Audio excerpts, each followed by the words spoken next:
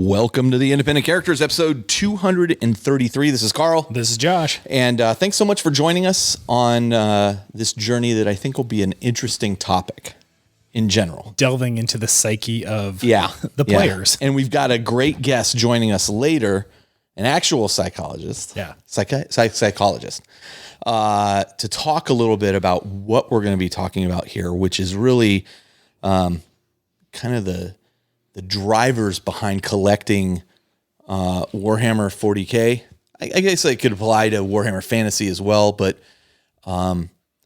what kind of drives us to collect these things? A lot of discussion around completionism, which is a problem I have.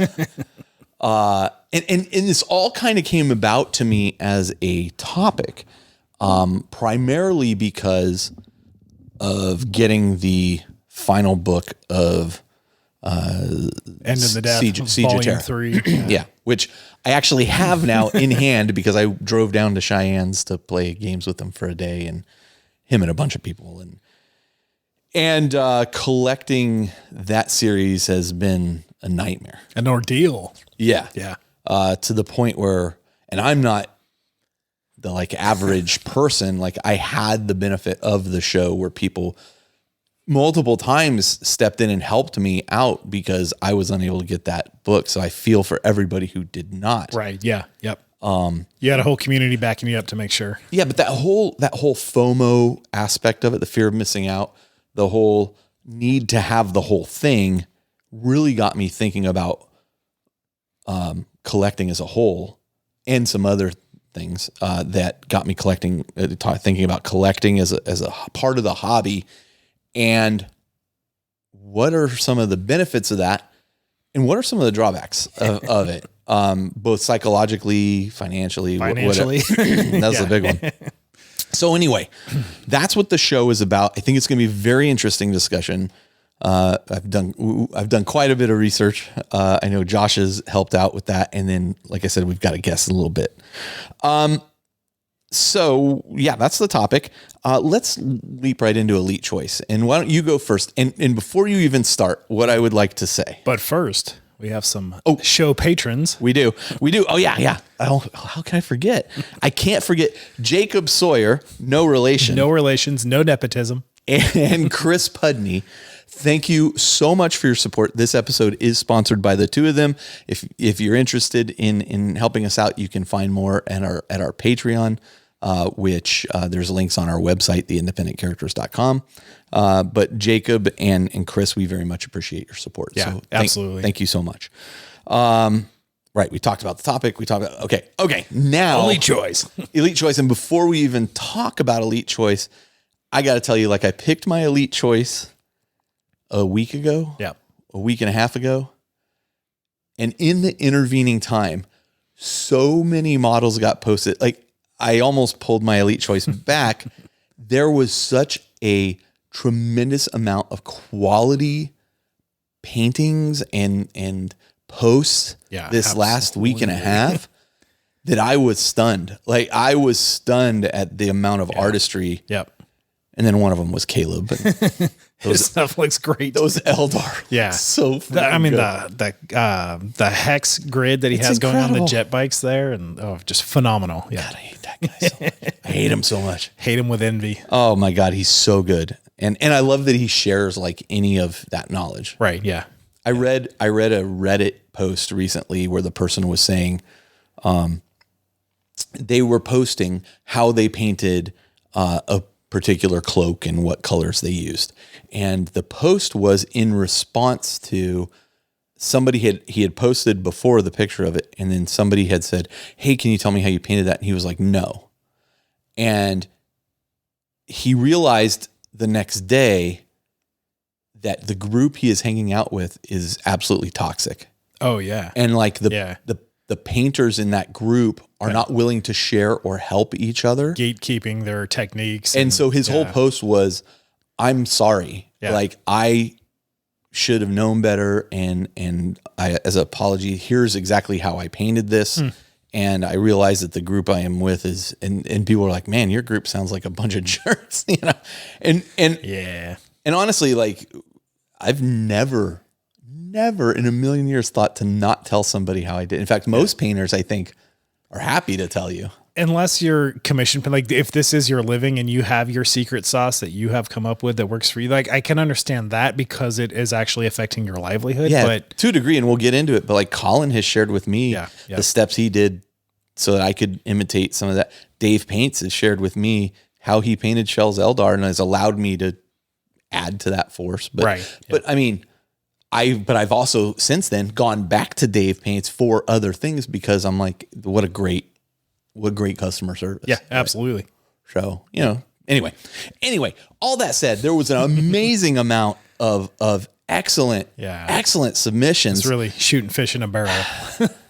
You go first because I'm almost embarrassed by mine now. Well, no, I wouldn't be. Just in the sense that we'll talk about why as I get to my thing. Okay. I went with Rich Burrell, kind of coming back out of the I don't know where he's been hiding, but really kind of engaging in the hobby again and with the community in just the last couple of weeks here. Yeah. Coming out of the woodworks, and he has done an absolutely incredible job with this knight that he's been working on. This is the Acastus Asteris of House Griffos, something else in there. Carolum Griffos, some faux future, Gothic Latin.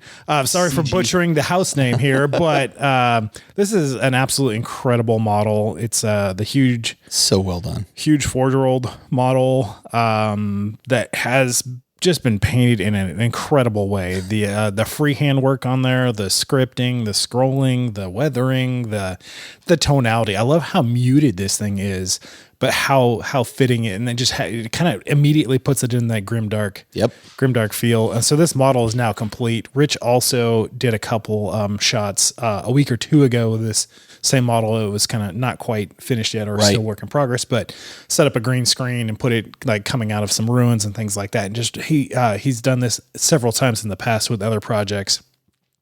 Which me as a photo nerd has absolutely loved and appreciated, of just how immersive you can make your photography when you're kind of building this 3D terrain to interact with the models, but then also supplementing that with a green screen background and just getting that immersion to the next level. It's kind of taking the extra step. Yeah, right? Absolutely. It's not a step I'm taking. Right. And not only is the model, the paint job, etc., just absolutely amazing. Just his presentation of it is pretty incredible. Yeah. So that got to call it for me. This not to mention the base of the model. Yeah. I mean, everything is done right about this model. When this came up, this is one of that I was like, oh, maybe I'll swap mine out for this. And then I saw you took this one. I was like, okay, good. Shell even reached out to me. She's like, did you see this thing? Like, we actually don't have a Shell's Kiss. She's actually out helping our friend who passed, his wife right now. So she's kind of not had time to, but she goes through every night. She's looking through the group and going, did you see this picture?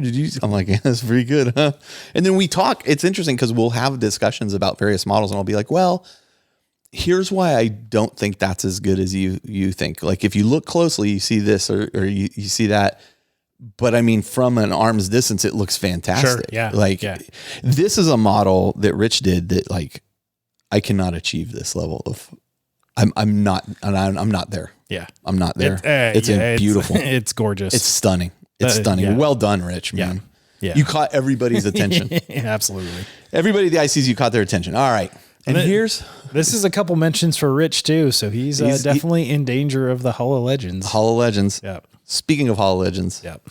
Here we go. And this is why I'm almost embarrassed to say it, but Ted Lidgard. Yeah. This is his third, and it's not just that this is his third notification about this. This might actually be fourth because I think Justin and I called them out in the same. This Black Templar that he has painted is so good. Yeah, every piece of it is beautiful. The cloak on the back just caught my eye so fast. Absolutely incredible. Yeah, I absolutely love the entire character. Yep. Is this Helbrecht? This is Helbrecht. Who's also ridiculously strong on the table, by the way. And undercosted. Yeah.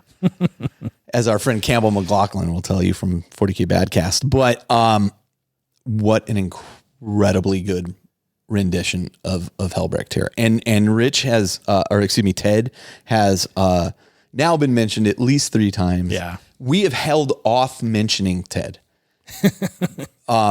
on a number of things that he has posted, because it always catches our eye and we want to make sure other people get recognition. That's why the Hall of Legends actually started. At a certain point, for those who don't know, we recognize that somebody here is in the Hall of Legends. We will no longer mention Ted's stuff. You won't get called out anymore, but everybody check out the work that is being done by Ted and Rich and Jeremy and everybody else. And we have a page on the website that is dedicated to these people in particular. And so I'll gather a smattering of Ted's work here and post it there and put Ted's name on there and mention a little bit about him.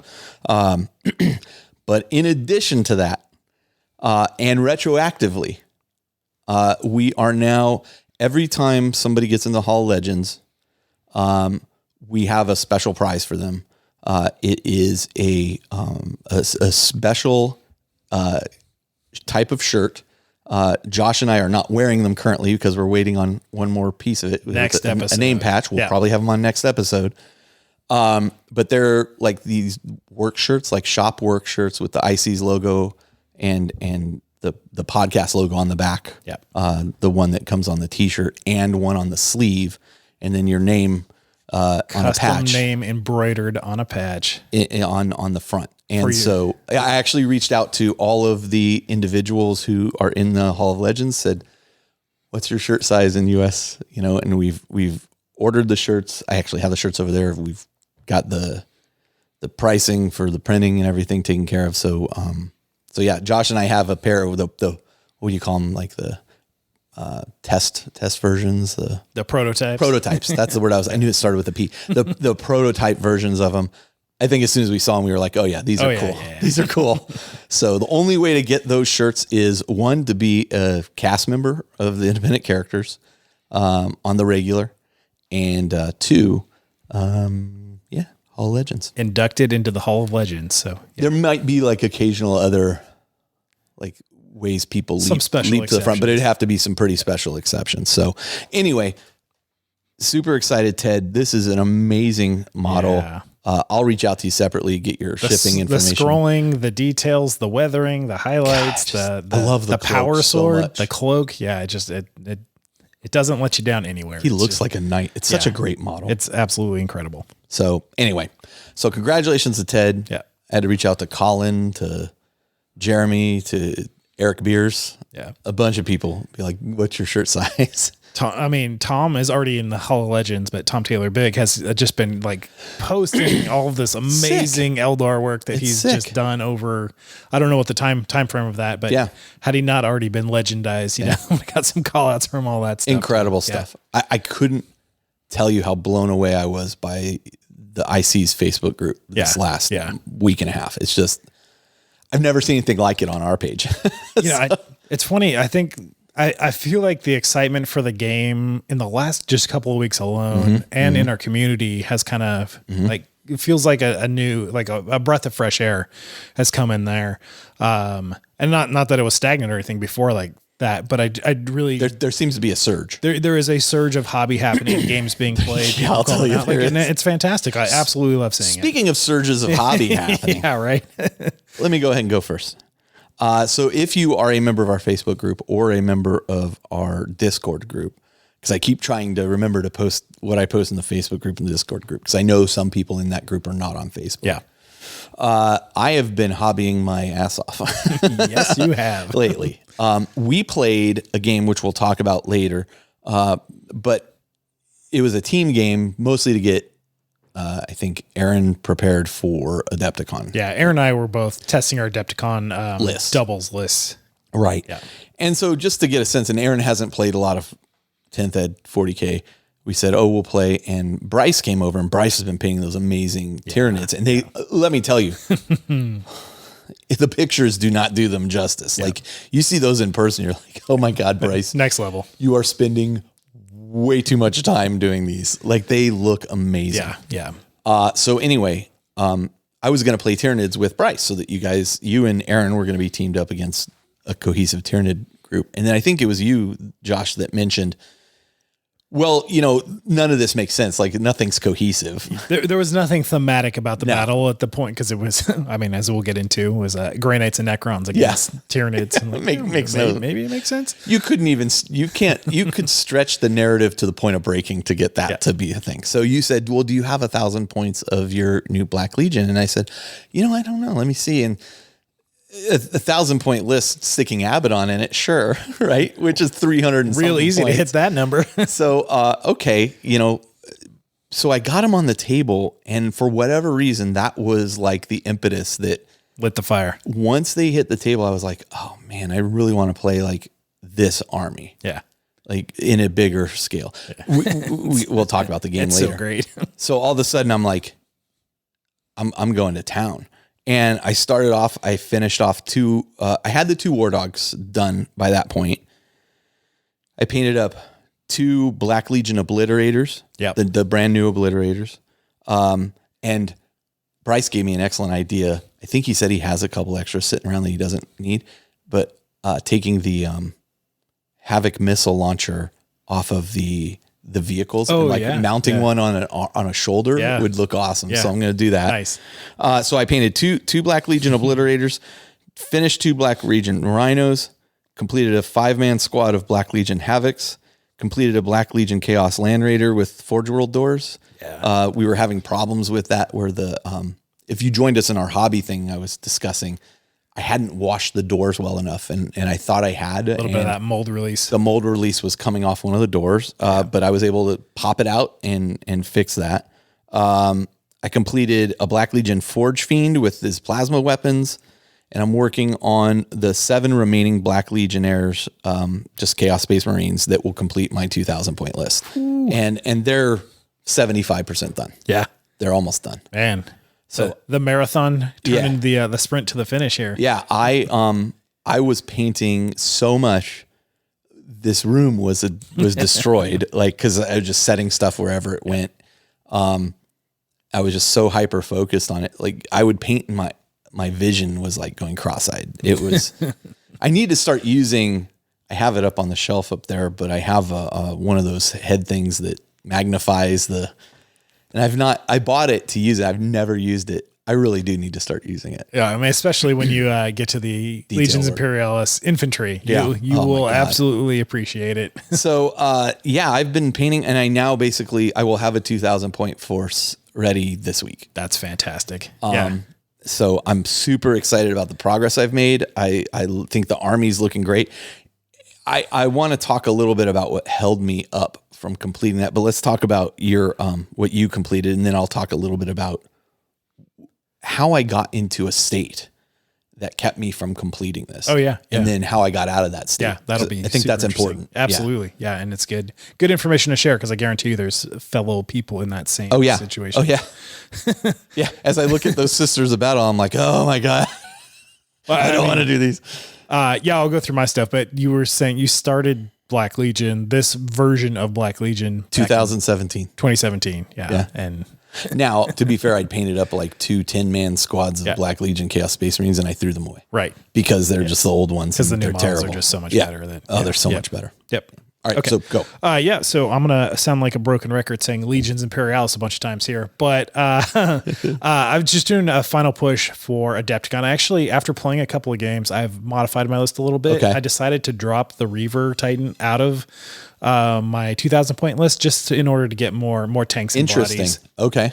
I wanted more activations. I wanted more ability to jump onto objectives, and I have the models, so I figured I would. In alternating activation games, it is so critical to have more actions. Yeah. Right? Like, and if that Titan is eating up a bunch of points and taking up 3 other actions, that's arguably, you feel it. You feel it when all of a sudden your opponent's like, and now I move this, and I move this, and I move this, and I move this, and you're like, and I do nothing for 4 rounds. Okay.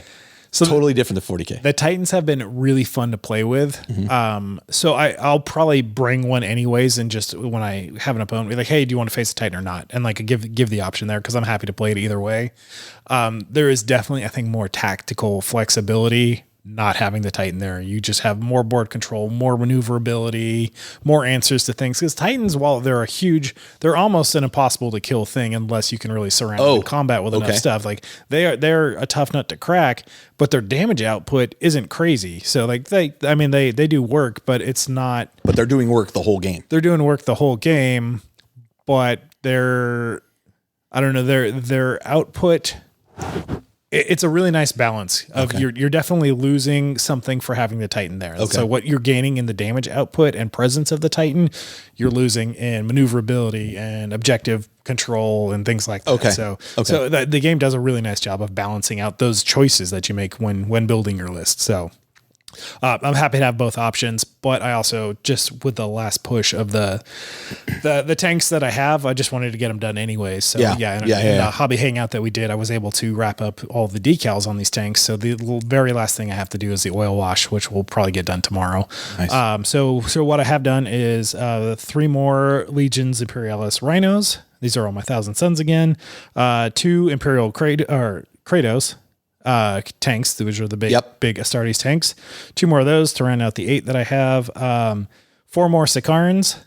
And these are the more specific, a couple more of the plasmas, but also a couple of the more anti-air options there. 3 more Predators. Yeah. And these are all more anti-infantry specific ones, dreadnoughts and infantry. Okay. Because infantry they're actually a hard nut to crack because you don't get a lot of shots in Legions Imperialis.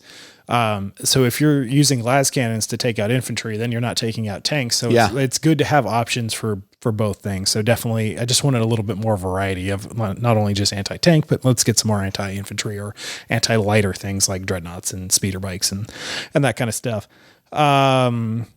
And then, so I got the decals on everything there. Just have the oil Did you wash. mention the Predators? Yep. Okay. That was the last thing there. Yep. So this was just kind of the last tank push. Everything that had already been kind of built and halfway painted, just kind of got the finishing touches across the finish line. Aside from the oil washer, which again will, by the time this show actually airs, which should be done.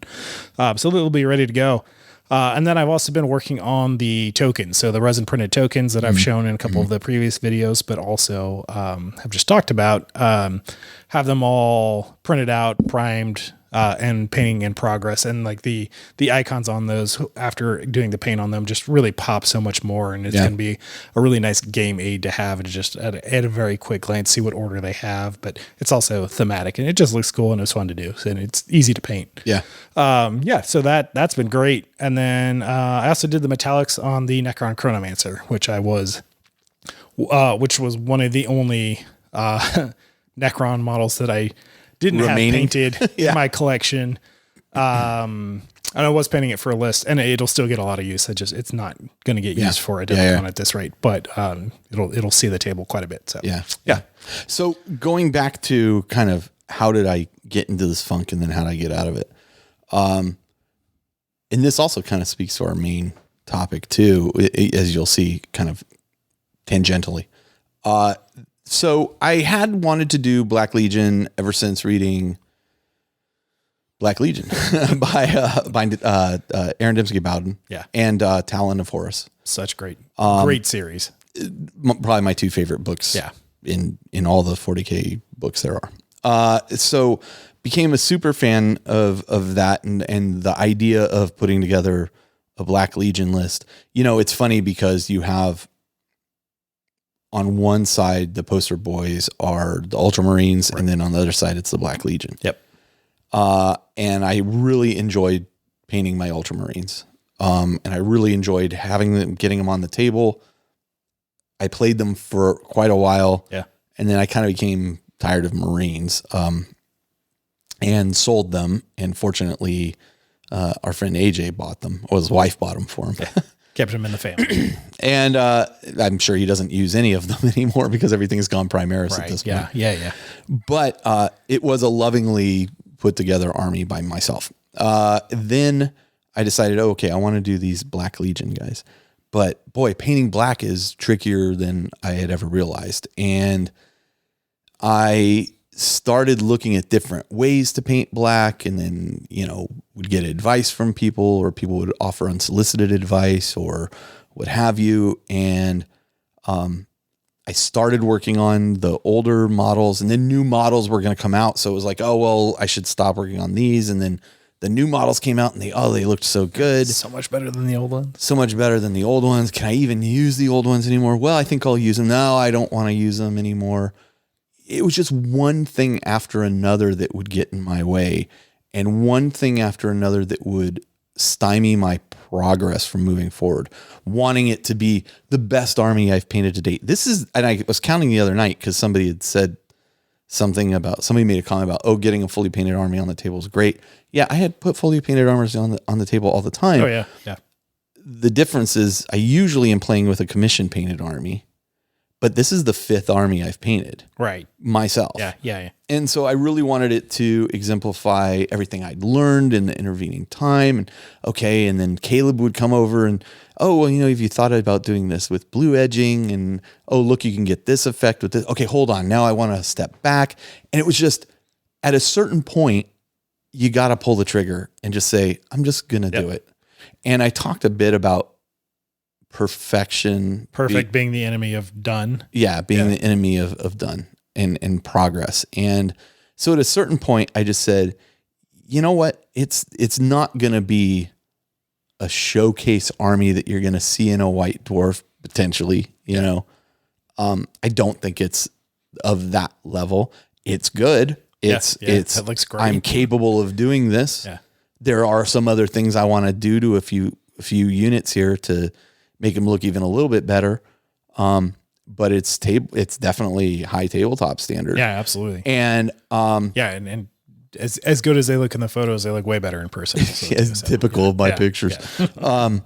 And so how do I get from being stymied to now suddenly just going, I've knocked out 1,500 points in a week and a half. Yeah. And in part, it was the game we played, getting them on the table. And I've said this before, like, I don't mind playing against unpainted stuff as long as it's making progress towards moving forward. Sure. I don't mind, I want to eventually see us playing all painted stuff. We in our group tend to play with fully painted armies. But occasionally, I think even in the game we play, we're like, well, I got this one guy that's not painted, or this one. Okay, whatever. It's not a game stopper for us. But you're working towards, I'm going to play with it. One of my concerns with this list right off the bat is this is probably not the best list in the world. I don't know if it is or isn't.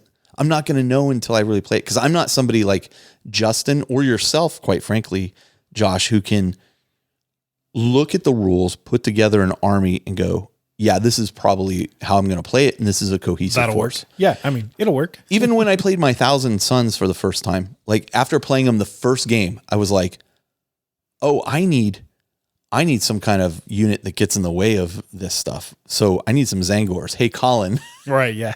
I need you to paint up these two squads of Zangors. I'm sure once I get this on the table and start playing with them, I'm going to be like, you know what? I could really use more of this or less of this. Sure. Yeah. Yeah. But the reality is, playing that game kind of lit a fire under my butt to say, okay, this was fun. And I really am bought into the narrative of the army and the theme of the army.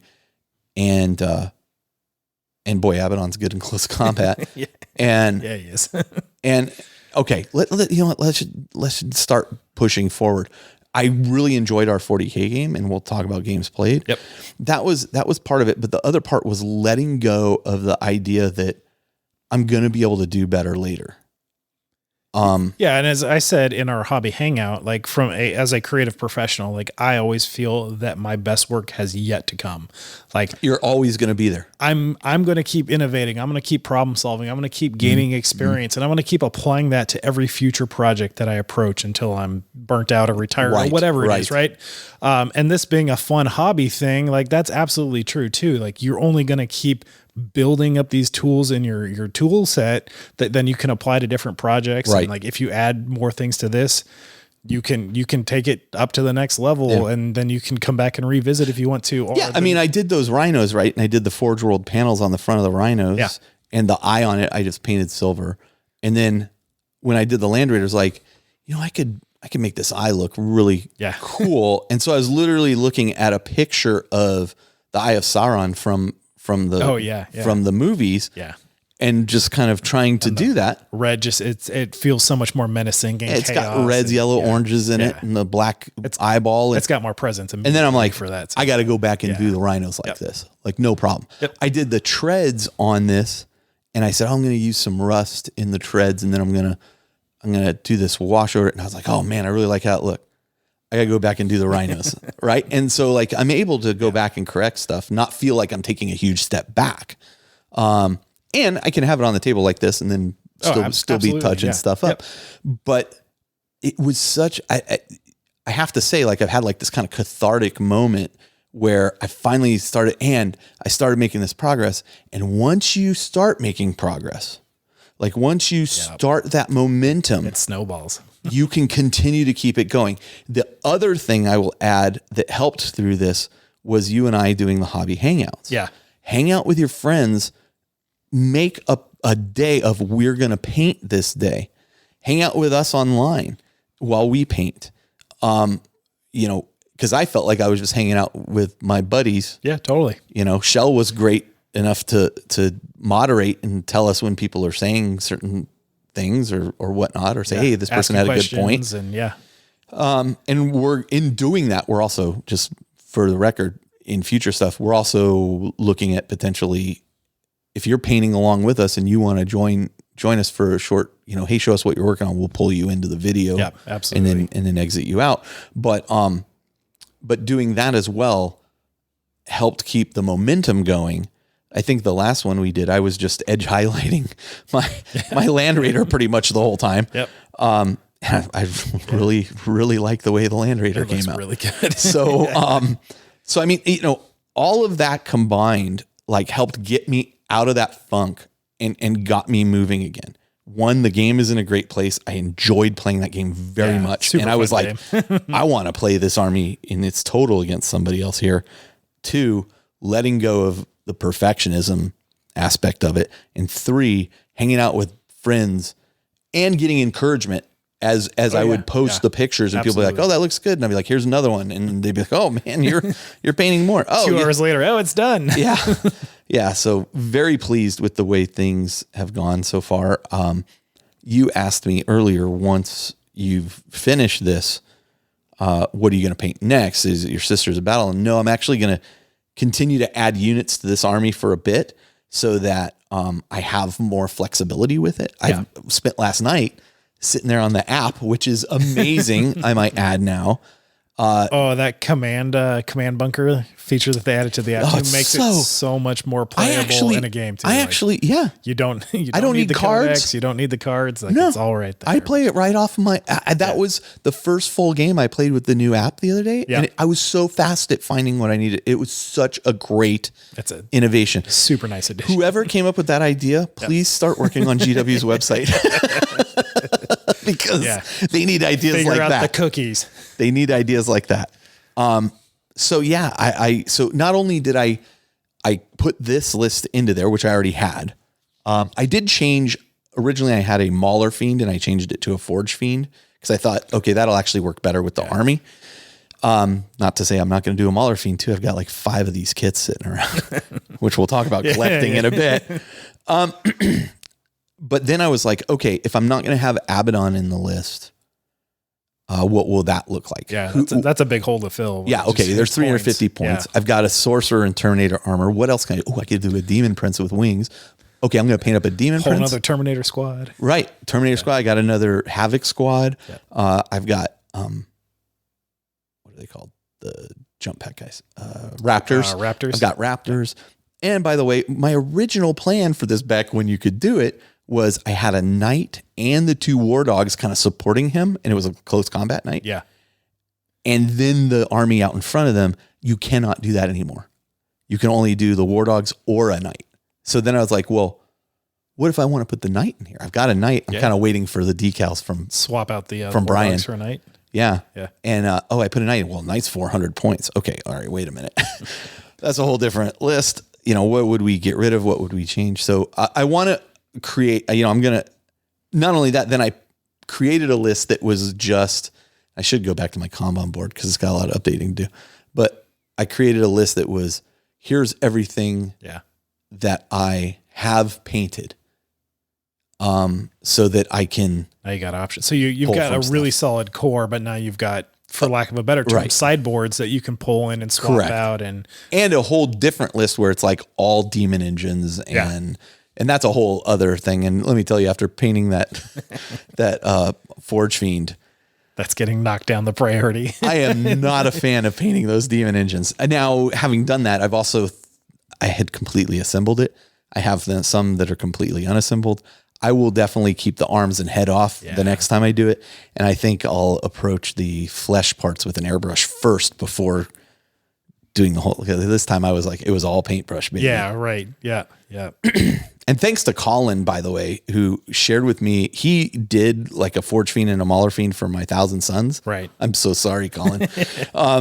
But also, speaking to painters, like I was like, hey, Colin, how did you achieve this flesh effect on this Forge Fiend that you painted for me? And he's like, oh, I use these colors. Boom, boom, boom. He gave me all the colors, and he's all, you know what? I also filmed a video when I was painting the arms. He goes, here's the video. And I was like, oh, awesome. So helpful. Yeah. So helpful. And it's close. It's not as good as Colin's. Who we kid. It's great for me. Yeah. I love it. When you look at your own stuff, you tend to see the flaws in it. So like I can point out where there's flaws where I'm like, I probably should go back in there with a wash and fix that. But nobody's going to see it. Nobody's going to see it. So what do I care? You don't see it. Yeah, I don't see it. Not from here. That's all I care about, buddy. I'm going to borrow your magnifying goggles. So anyway, I mean, it gave me a lot of thought too. We used to do like a hobby progress challenge and that kind of thing. And so I was like, maybe we should do another hobby progress challenge. It'll kind of keep me going. But I think our hobby hangouts that we're starting have really helped me, like setting aside that time. Hey, we're going to do it at this time. We're going to work. And we'll shift the time on those. Cause I know some guys in Europe wanted to join and they're like, oh, it's midnight our time. I'm like, yeah, okay, we'll do. Josh and I'll figure out how to do them in the morning at some point, but, our time. Yeah. But I'm so excited. I'm so excited that this force is almost done. It's coming together so well and so quickly. Yeah. And like, I can only imagine how much you're itching to get a full game of so stoked. Yeah. And it's like, I have not put an army I painted on the table that's new that people go, oh, wow. Okay. This is something I haven't seen before. Cause nobody in our group plays Black Legion. I mean, right. Yeah. Yeah. Yeah. That it'll be nice to put it on the table and go, I did that. Yep. It's always nice to put like, it always feels good. It's always good to put an army on the table that's fully painted. When people say, oh, wow, this Thousand Sons are really nicely painted. I'm like, yeah, Colin Ward painted them. I'm the proud owner of them. Right. Yeah. Yeah. Now I'm not only a proud owner, but I'm also a client. I'm not just a member, but I'm not just also the president. I'm also a member. Right. That's right. Yeah. So yeah. Yeah, it feels good. You should be proud. Thank you for your compliments. Yeah. It's super nice. And thank you everybody online who's offered encouragement and stuff. It's been super helpful. And what I've been telling you in just conversation we've had, that the amount of progress and the excitement that you have for this force and army, like it's absolutely contagious to me. And like, I can't wait. I'm obviously doing this big push for Adepticon and Legions Imperialis right now, but as soon as I'm past this large hurdle, which is pretty close to being wrapped up. Yeah. Like you have absolutely motivated me to get back to the Sharks and get that full 2000 Primaris force ready to go, which is not far away either. I mean, that's awesome. I mean, also the stuff that people have been painting or posting over the last week that they have painted has also kept me like, oh man, look at that. Yep. So it's a great time to be playing 40k, man. Absolutely. It's a great time to be playing for. I had so much fun in our game. So speaking of games played, take it away. Games played. Yeah. So I guess we could kick off with that. Let's start there. Let's talk that. Yeah. So we played a team game that was 1,000 points per player team game. So 2-on-2 shared command points.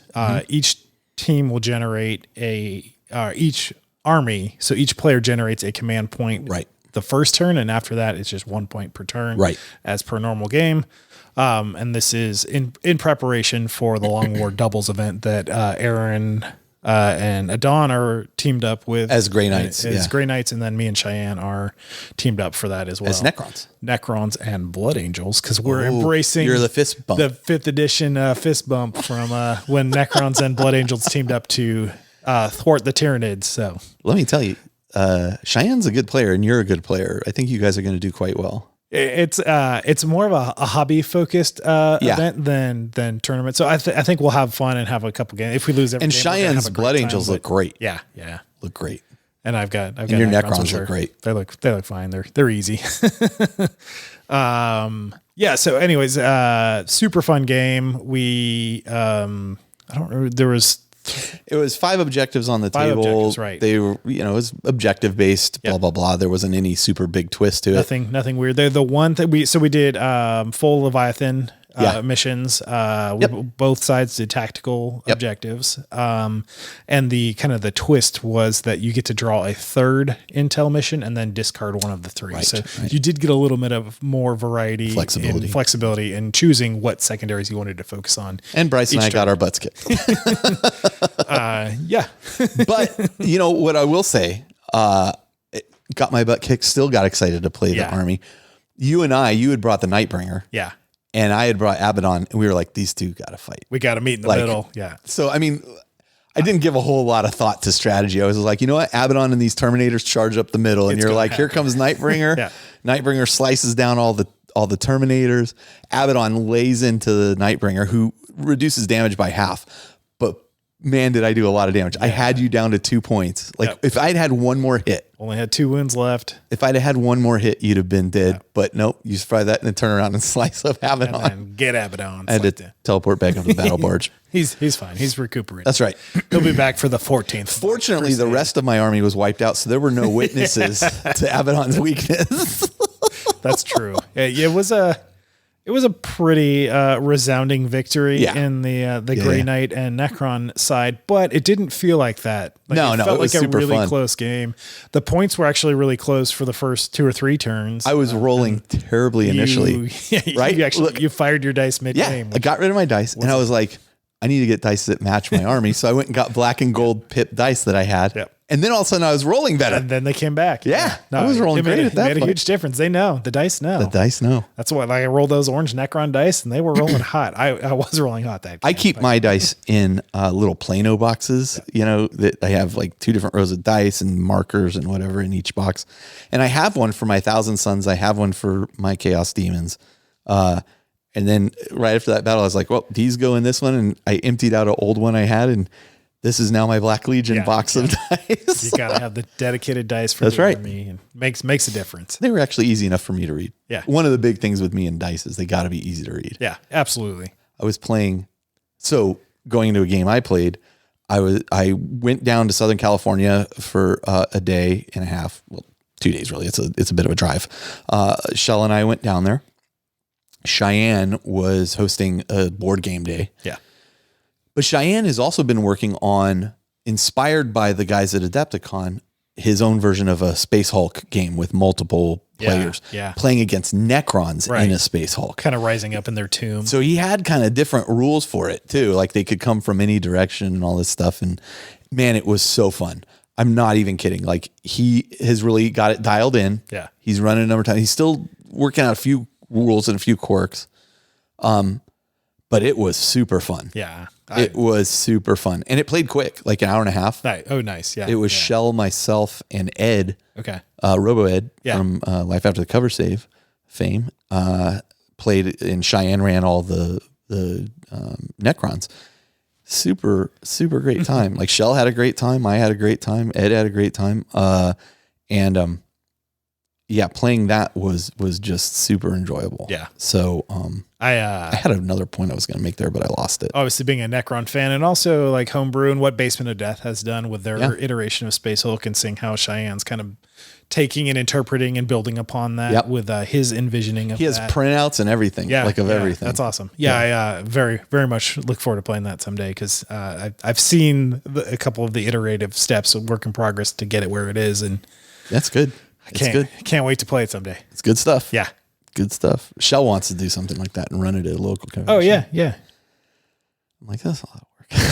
You got models aplenty. It was a lot of work. And Cheyenne, instead of doing like a full 3D printed board, he's using the boarding action sets, which works really well for something. It works pretty well. There's some places where it doesn't quite line up perfectly with the squares on the table, so it becomes a bit of an issue.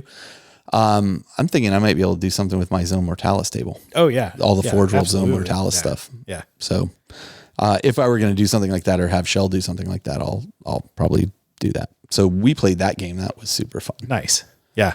What else did you play? So I played a 2,000 point game of Legions Imperialis with Ivan over at Herrick Games in Santa Cruz Mountains. And this was Ivan. He's the guy we played. We played at Adepticon in the Titanicus team game. Yeah, he's good. And John, he's good. Yeah, he's software engineer, if I remember correctly. Yeah, so like he thinks like in mathematics. Yeah, that's tough to beat. He's a good opponent. So he's been actually a really good just matchup for me in general. And super nice guy too. Super nice guy, amazing painter. Yeah, won a Golden Demon last year. So he's you know what? I don't like Ivan anymore. Never mind. No, he's fantastic. It's been really fun playing with him. We've both absolutely just gone in the deep end of this one, and we're both prepping for Adepticon. So nice. Not only were we like learning the game, but also kind of tweaking our lists as we get dialing things in and preparing. And as we get things painted and be like, okay, now I'm going to totally change the list because I've got these options. I just unlocked it having painted them. And super, super fun game. There was so much I can't reiterate how much I just absolutely love the nuance and tactical decisions and the strategy that goes into this game. Like, of all the games that I absolutely love, and it's all of them. Like, I really love 40k. I love Necromunda. I love Titanicus. I love Legions Imperialis. Like, it honestly might be taking the cake for me. You also love the old world. I do also love the old world. I got to watch you and Travis kind of work through the rules initially on Virtual Tabletop. Yeah. I think Ed and I both were watching you guys and kind of chiming in from time to time. So Travis and I took the old world for a test drive on Tabletop Simulator. And there's a great mod for it that's really well thought out and implemented. We had to figure a couple things out. So the game started out slow as we were kind of, we're new to the game, we're new to the armies, and we're also new to the simulator.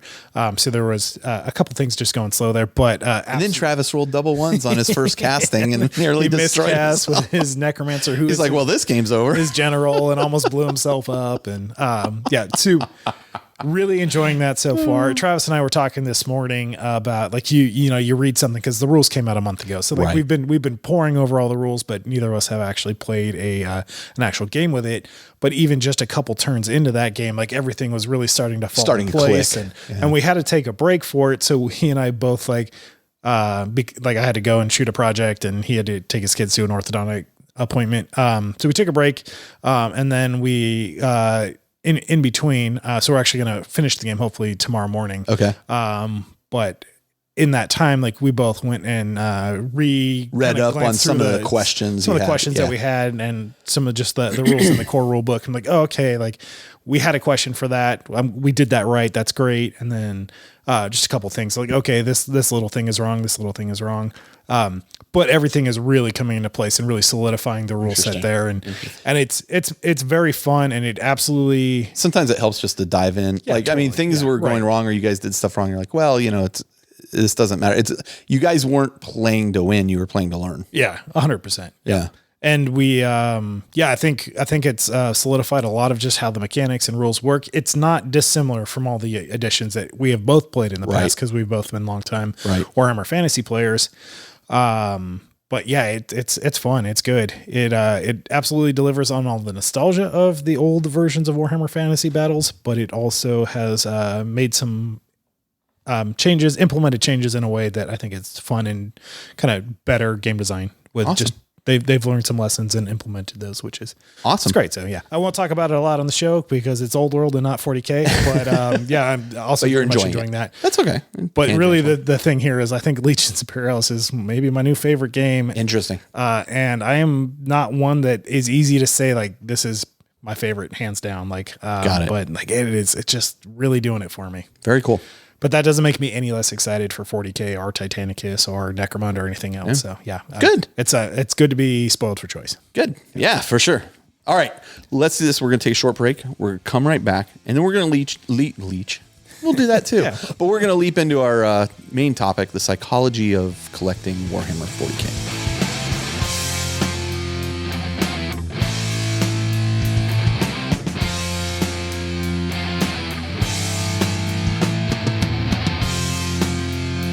All right, and we're back, and we're going to be talking now about our main topic, which is the psychology of collecting 40k.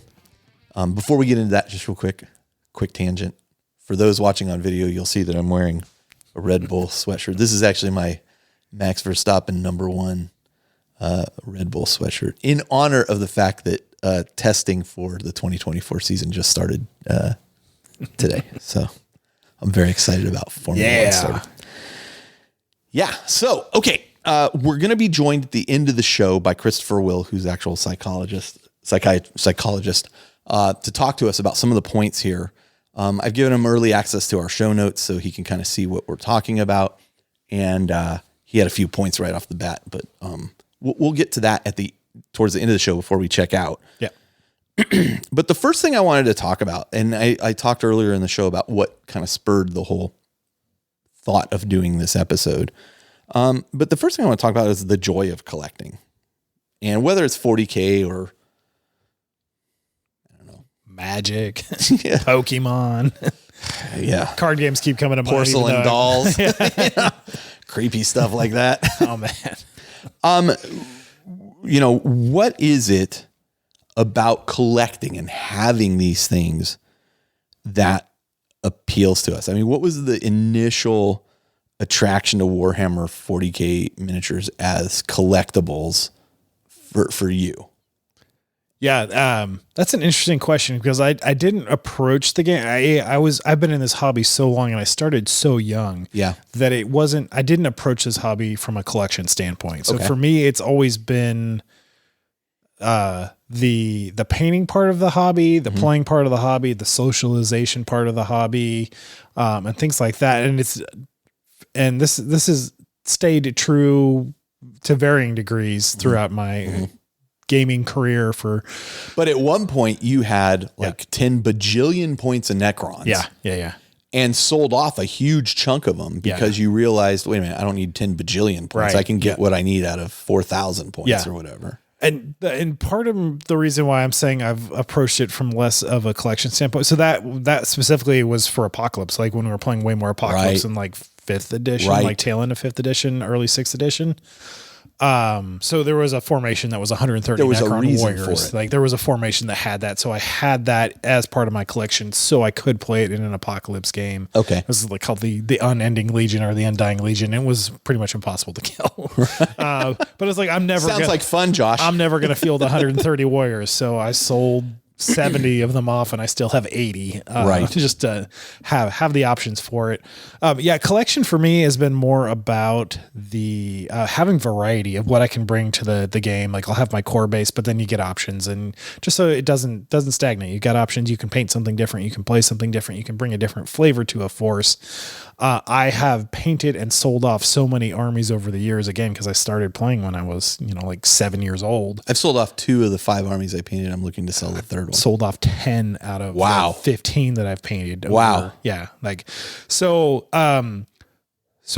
me, it's always been a very different status. And largely that's because I did start when I was young and didn't have a job. And like, I was a kid. So like if I wanted money, it was like wait for birthday money, mow some lawns, with Christmas, something like that. Or I could sell off what I had because I'm excited about this new thing and jump into that next. So so for you, it's never been about collecting to have. No, correct. Yeah. It's always been more of this excites me. And I have this idea. I have this vision. I think it's going to be fun to bring to life. And then I get to hobby to actually, do it. Cause I've always painted all my own armies. Yeah. I've never had a commissioned army. Like all of those armies. I know you look down on me. No, I don't. But yeah, and then like it's more just from the humble beginnings in the hobby for me. Like it just wasn't an option. So and that's just how I'll tell you, it's not an option for me right now either. And so that's just something that I've always kind of carried through. Like I don't have this collection attachment to a lot of my stuff. It's interesting. Like you're one of the few people I've known that like will sell armies without like there's no real emotional attachment on your part to it. Myself, there was an emotional attachment to letting go of my Ultramarines. Yeah. Because I put a lot into that army. Like it had a lot of customization to it. And I've sold huge armies that I absolutely love painting, but same thing to what we were talking about earlier. Like my best work is yet to come. Like I sold my Salamanders army to Steve, and that was an apocalypse size army. Like that's probably 6,000 plus points of Salamanders that were, at least tabletop. That you were playing fairly regularly. I was playing with it quite a bit, but I sold that army and started with the Sharkadons because I still want to play Marines, but I want something that's going to be just a different play style. So something more like aggressive and combat-y, but I really wanted to push the hobby aspect of this next iteration of the Marines. So like the Sharkadons are 100% like leaps and bounds above painting tier of where the Salamander army was for me. So I think for me, some of the aspect of collecting things. Now it's rare that I get something just to have that as a model. For me, it is, I typically want to play with it. Yeah. And so nobody can argue, you could, but you'd be wrong, that the models are generally not aesthetically very pleasing. Yeah. No, they're gorgeous. Probably the only models I have that I have no intention of really playing with at this point is my Minotaur's army. Sure. Yeah. And that has like a historical thing. In retrospect, if I were to go back and rethink that whole decision, I probably wouldn't have bought them. Yeah. But I own them now. Yeah. I'm not going to sell them off. I do like having it. I like talking about it a bit. When people came over to my house, I did enjoy for my birthday party.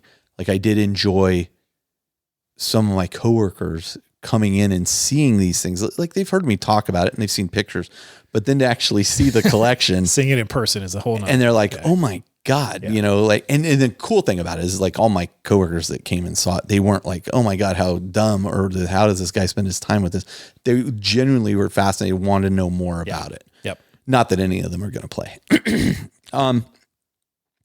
I think, the lore ties in well with the models too. Yep. I own a Horus painted by Israel Sanchez that I've donated to Table War Charities for the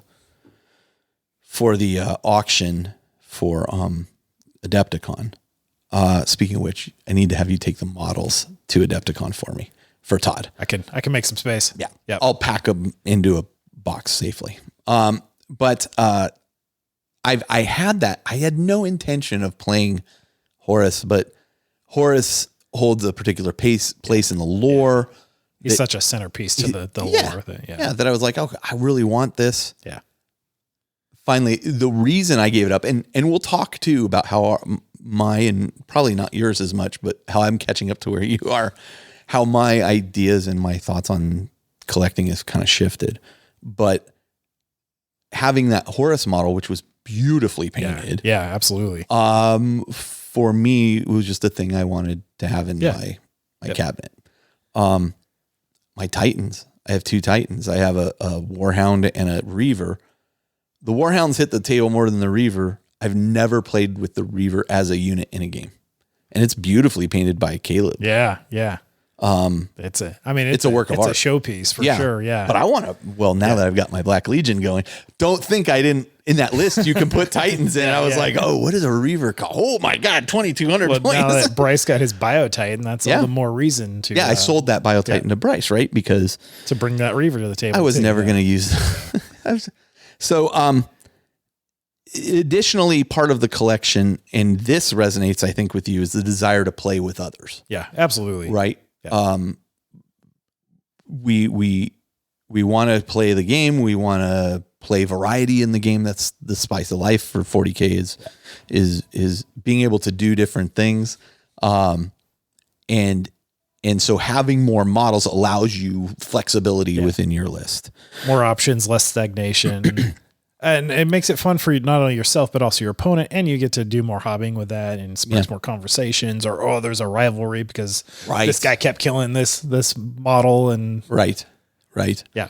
I think that there are psychological, mental benefits to collecting as a hobby.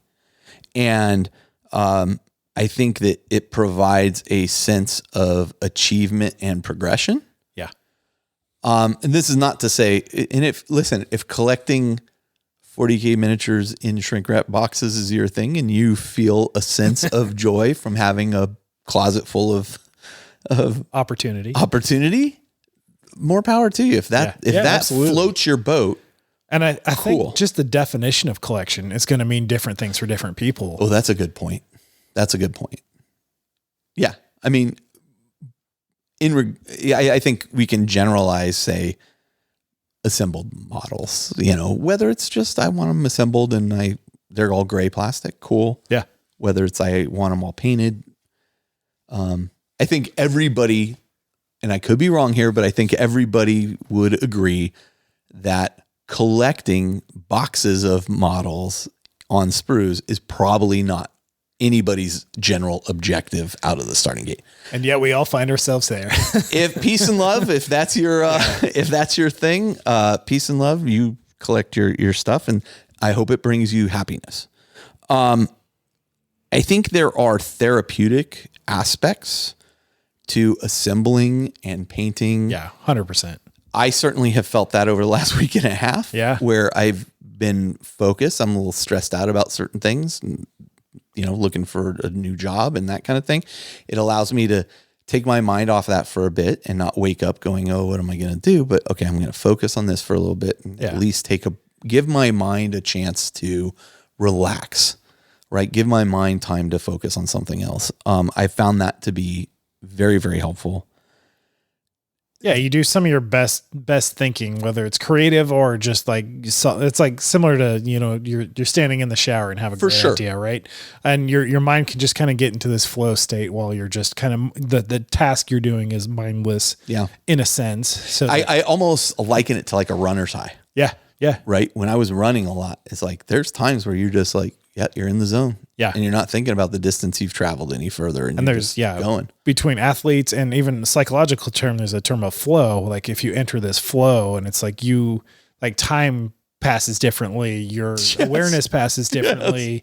Your, like things are just more kind of muscle memory and automated. And like it's driving, I guess, is the simpler thing that people encounter more often. Like if you're going from work to home, how did you get there? How did I get here? Like, where did the time go? Right. Yeah. Well, that's why they say time flies when you're having fun, right? When you're focused on something you're enjoying, time seems to slip away. Absolutely. Right. I do think, and listen, I'm guilty of this myself. I'm guilty of purchases as progress. I still believe that they are, if things are making it through that process of purchase, assemble, paint, play, or reverse those two, whatever. It can be an 8-year process, but but it still counts.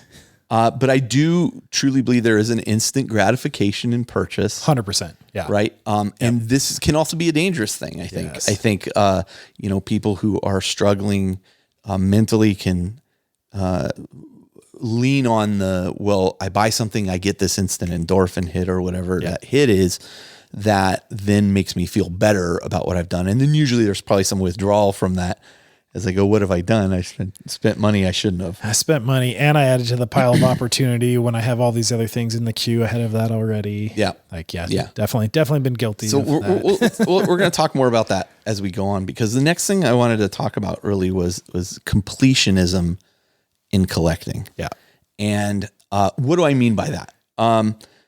Within the scope of Warhammer 40k, I'm usually not talking about collecting everything that Games Workshop puts out there, because I think that would be insane. I don't think Henry Cavill bothers spending all that money. Yeah. And he's probably one of the few people who play this game that could. I can't imagine how that would happen. But collecting, entire lines of something, or feeling the need to make sure you've got all of the Siege of Terra books, right? Because if you don't, you're just going to sell the whole set that you do have. 95% of a complete set. Right. There is a certain drive for us to, and this is, and I'm one of these, like I am a bit of a completionist. I have for the Chaos Space Marine army I'm working on, there is not a Chaos Space Marine unit out there that I don't own. Oh yeah. It may still be in the box and getting ready for assemble, but I have every single unit. Yep.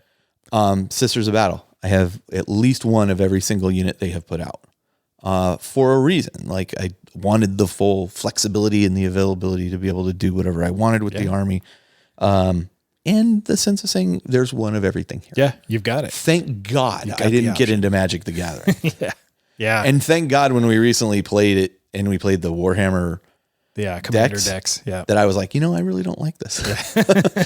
Thank God. I've already got my thing. I don't need another thing. I definitely don't need that thing. So when I'm talking about completionism, I mean, I'm talking about this drive of whether it's I have to have a feeling of I need to have every piece of this part of it, right? Not all of Warhammer 40k or, whatever. And there may be people that feel that way, but I'm not one of them. So as I did my research here, I kind of looked at like, what are the drivers, like the psychological drivers behind completionism, behind wanting to have everything. One is, and we talked about this earlier with the thing, it's like achievement and satisfaction. Like once I have it all, look what I've accomplished. Yeah. Like I have one of everything. It took time, it took effort, it took resources, to get it there. And there's probably a sense of fulfillment from reaching a goal. It kind of taps into some people's basic psychological need for accomplishment. Okay. There's control and order, right? Collecting and completing sets can provide a control or order to your life where maybe there are things that are not in your control, but this is something you have control over. Yeah, right. You can command. Acquire these things. Yeah. For many, there's self-identity and expression. Absolutely. And I think all these, like, as I went down this and researched, I'm like, oh my God, all these apply to me. Like, what's interesting is some people, even some close friends that I have, will, anything that comes up, they always relate it to Warhammer 40k with me. Yeah. And I'm like, I'm much more than Warhammer 40k. Like I have all kinds of other interests and this kind of thing, but that's how they know me. Yeah. I do find some self-expression through F1's a little more abstract to work into a conversation. That's true. That's true. I do find self-expression through my hobbying. Yeah. I think you probably do too. Absolutely. You kit bash something together, or you, I'm going to change this model in this way, shape, or form. Now you imbue it with a sense of your personality and you're expressing yourself through that. This is an art. Yeah, absolutely. Right? Like, don't let anybody tell you it isn't. And the people who, like, again, I'll take my coworkers as an example that came over to my house for the first time. And I'll never forget Aaron going, "Oh, you haven't seen the Astronomicon?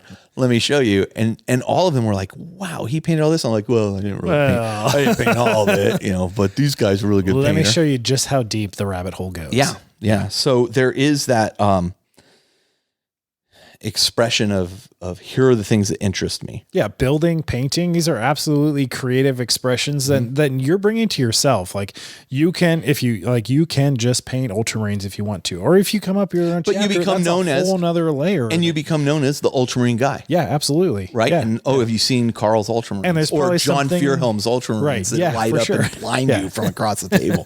And there's something that you're going to identify with that, whether you went into it consciously or after the fact, like just with that positive associations of all these interactions and games and hobby time and painting. And actually encourage you to lean into it when that happens. Absolutely. Like, I am the Ultramarine guy. Yeah. I got the dice to go with it. That's right. Like, yeah. And, which kind of leads me to my next thing, which is like social recognition and belonging. Yeah. Especially in our community where, we talk often about how you even mentioned as we started talking about collecting the social aspects of the game and that kind of thing. Yeah. Well, being known as the Ultramarine guy or the guy who it took 8 years to paint his Black Legion army that he did in 2 weeks, the guys who have a podcast, The guy who tuttles up in the corner over there. Tuttles up in the Land Raiders. Within our hobby, and especially when you go to things like Adepticon and stuff, there is a social recognition amongst people who recognize you've got this beautiful army. I've got this beautiful army. Hey, we can talk about it. Yeah. It's a point that you connect on. It's an instant point of connection, right? And how often are people like, oh yeah, but I have this and I have that and I have this as well that's not here or not represented. Right. Yeah. Like that's part of that. And it's a sense of belonging you have in our hobby. And I think this is a good thing. Yeah. I think all of those points are good things. There's the challenge of the hunt. Some people enjoy finding rare items in the 40K. We did a freaking show on rare 40K materials. Rare 40K materials, which I want to do another one because I've got a bunch of other stuff that like you don't see. Like it's and there's a sense of accomplishment. There's a sense of self-identity, of achievement and satisfaction by saying, look what I have that not a lot of people have. Which ties into some of the FOMO issues that we are going to talk about and have talked about already. Like some of these rare things come and go very quickly. Like if you didn't get it within the 2 weeks it was available, it's gone. You're never going to see it again. So the fact that you were able to get this and you have attained this physical artifact that is going to be coveted by others and appreciated by yourself as part of your collection. Like there's definitely some psychological satisfaction. And Games Workshop are masters of creating FOMO. Yes. They are masters of it. And the anxiety that others experience that you may not be, right? Like owning a complete collection can drive people to become completionists themselves. And this is social media has not helped this at all. Like being able to share with many people and the marketing strategies that Games Workshop uses to create a sense of you get it now or you don't get it. Like they've got it perfected. Yep. Hey, these striking scorpions in plastic are available, but they're only available in this box set that you buy with this other group. Well, I got to have those. So I guess I'm going to buy this box set, knowing that in a couple months, 2 or 3 months, going to come out separately. And it already has. It has. But it's interesting having seen that and recognizing the power of it. Yeah. Is tremendous. The not knowing when things are coming also makes you a little bit more urgently acting upon things that have your interest, that call to you. You don't know when it's going to come. You don't know what quantity it's going to come out in. And if it goes out of stock, maybe it's like what the last 2 years have been. It might take a year to get something again. And now one thing I will say is they are starting to do that. Like, build it, like we'll make this available again for a short period of time. You can buy it. So I think that, and I've seen some collectors get upset about that because they're like, you're kind of devaluing these older models that I've spent time collecting. We'll get into that. There's a couple other things I just want to mention real quick. Here's an endowment effect. This is a psychological phenomenon where people ascribe more value to things just because they own them. Yeah. Right. And this is one of the drivers of completionism. Escapism. You're engaging deeply in absolutely the hobby. One of the best parts of the hobby is one of the best. The lore, the modeling, the painting, Yeah. like you name the playing. It's just it. Yep. I just want to, even though the grim dark future is terrible, like it's still a place I like to visit frequently. And then there's a nostalgia effect, right? Some people, yes, very guilty as charged recently. Legion Imperialis did this to you, right? Old World. Old World's a textbook example of nostalgia, right? They have come out with almost nothing new aside from the set. We talked about this with Campbell and Dan, but like I had kind of expected they were going to have like a whole new army, not just, we're making the skeleton guys available again. I was like, well, these are a lot of them. Just these are the old guys of the old stuff, or they've actually put a lot of work into remastering molds, and rebuilding molds to replicate the old stuff. Yeah. So I kind of was expecting like a whole new direction. I'm a little surprised at the direction they took there, but for people who certain armies might get more treatment versus others, But for people who are getting into that game right now, I think we talked about this last episode with Dan and Campbell. It is really relying heavily on the nostalgia. Yeah. Like, I don't see a I'm sure they have one, but I don't see what the long-term plan there is to keep people coming back to it, because it is a specialist game effectively. And there's a reason the old world died in the first place. So, Right. Yeah. Right. Yep. And not everybody set their armies on fire. So these are all kind of, I think, the drivers that come top 10 drivers of completionism. Yeah. But there's some real challenges to completionism as well. The first and foremost is the financial implications of this. Some of these drivers are really strong in people. Yeah. I know they're strong in me in some cases. In particular, the fear of missing out thing hits me hard. Yep. The self-identity expression piece hits me hard, and achievement and satisfaction. Like, those are kind of like the things that for me will drive me to make purchases. Sure. Yeah. And so financially, especially since I left my job, I'm being a little more careful with my finances. And so it's like, well, I really can't purchase that. Right. It's actually been a really good correction thing for me. I think, sure. and broken me out of some probably bad habits I had. You're not buying the random maps and calendars and things like that you weren't interacting with that much. And maybe you get some satisfaction with them. No. But less so compared to what you're focusing more upon. Likewise, getting that final book of the Siege of Terra series was an imperative. Yeah. Like, they probably could have charged twice as much for that, and I would have bought it to complete that set. Because I would have been pissed that they charged double at that point. Yeah, but I mean, I'm in. I'm in. Yep. And at that point, it's like, well, I'm either in or I'm completely out. And you heard me say multiple times on this show, Absolutely. I'm either going to have this whole collection or I'm selling off what I have. Yeah. Like, period. The one exception to that might have been the book that I'm in the dedication to, right? Just because, again, there's a sense of accomplishment. And even though it's not really, it's just, I was a sounding board occasionally for ideas or just being friends with somebody who I encouraged through their other writings that I really liked the stuff they were putting out. So, so financial implication is like the first thing that leaped to mind. That's huge. Space and display considerations. Yep. I remember years ago when we would go to the Game Castle hobby flea market, and literally the only thing I was looking for would be terrain. Yeah. I'd be like, I need terrain. We need terrain. Give me all the terrain. I have so much terrain now. I mean, I could probably outfit 6 to 8 tables. That's fantastic. Of the terrain. Sure. Yeah.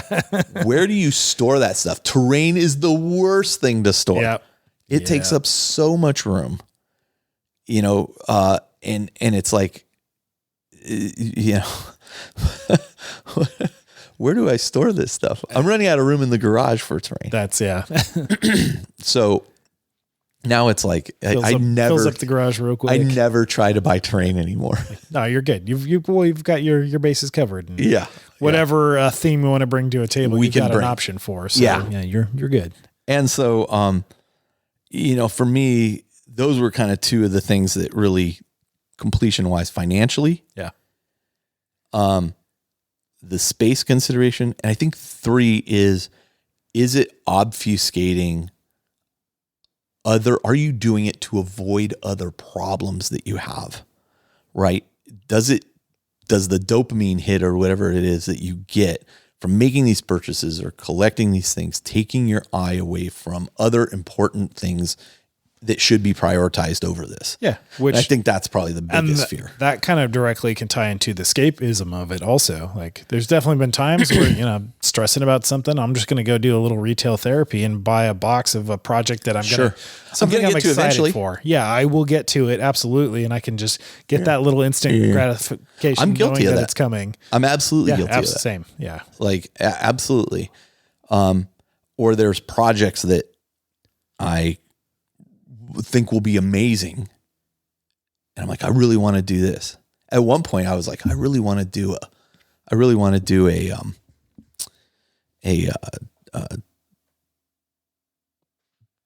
trader AdMech army. Oh yeah. Like, I want you to do that too. Yeah, I mean, it would be awesome. Realistically, I'm never going to do that.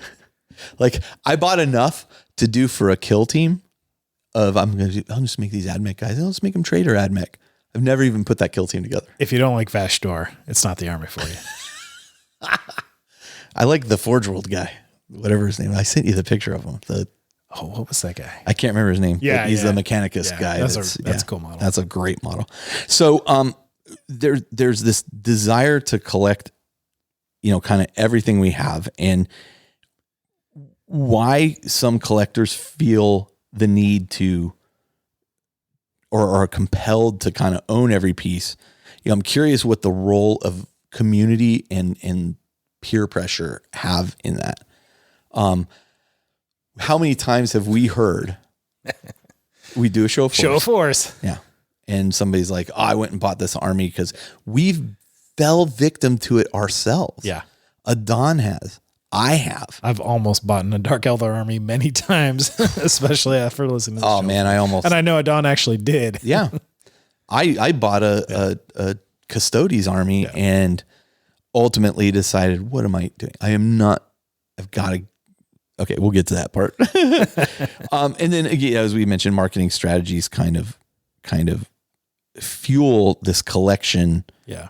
This fear of missing out. So I want to talk about fear of missing out because the thing that triggers for me are the Bandai, the full size Marine action figures. This is one of the few like collector things that absolutely got me because like I needed to have this. There's one up on that shelf. And it's been sitting in my attic for 3 years, but and that's because for me, it's not about the object itself. It's what I want to do with it. And I still have a plan to paint it up with Sharkadons and go in and do the full freehand and do it. And that will be a project that happens at some point, but it's definitely going to be, it will. Watch. Mark my words. I said it here on February 21st.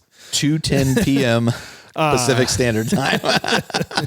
Now you're going to run home and paint it just to prove us wrong. I'm going to do it tonight. What I really want to do with that model is take the exile markings, that kind of Maori style art to just to the next level. That looks beautiful. Because you've got the scale, the size, the template, and like really do it right. This is a someday project. Like this is an investment that I made. It's probably 5 years ago now that those came out. Yeah. And that's like, it's sitting in the box, just waiting for that project to happen. And it will someday. And if not, like it's not. Do you have one of the gray ones?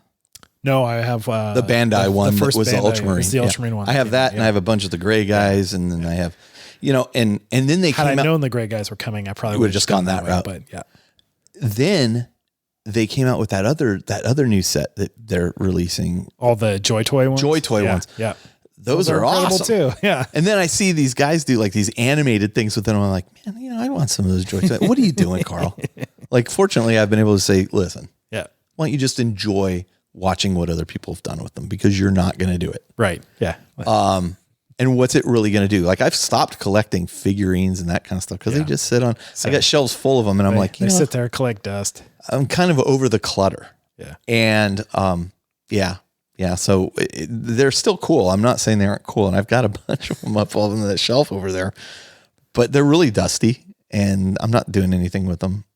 So but it's part of your personal expression. Like you come in here, you see this and like that is just further showing that you're part of this hobby and it's part of your life and it's the part framed of 40K pictures everywhere. Like, yes, they're not just collecting dust. Like even if that is physically, they sit on a shelf and they collect dust, but like it is an expression of your personality, your interests, your hobby, your community, your social group. Even. That is very true. Yeah. So there's a lot to it. That's very true. And I do lean back in my chair and then kind of look up there and I'm like, oh, these guys, you still appreciate it. I too have some of those gray guys that I'm like, I'm going to give you one. I think I have two. I'm going to give you one. If you have an salty one, I will. I don't. I just have the TAC Marine guy. Anyway. That's okay. So I want to talk about the impact of this fear of missing out a bit because having felt it, and I think, again, the key driver of this for me was the Siege of Terra, seeing people get frustrated by scalpers, then get frustrated post-scalper situation. Like, when you limit the amount of things, we're going to have 2,500 of these, that immediately slaps a door on it. An urgency. Yeah. Yeah.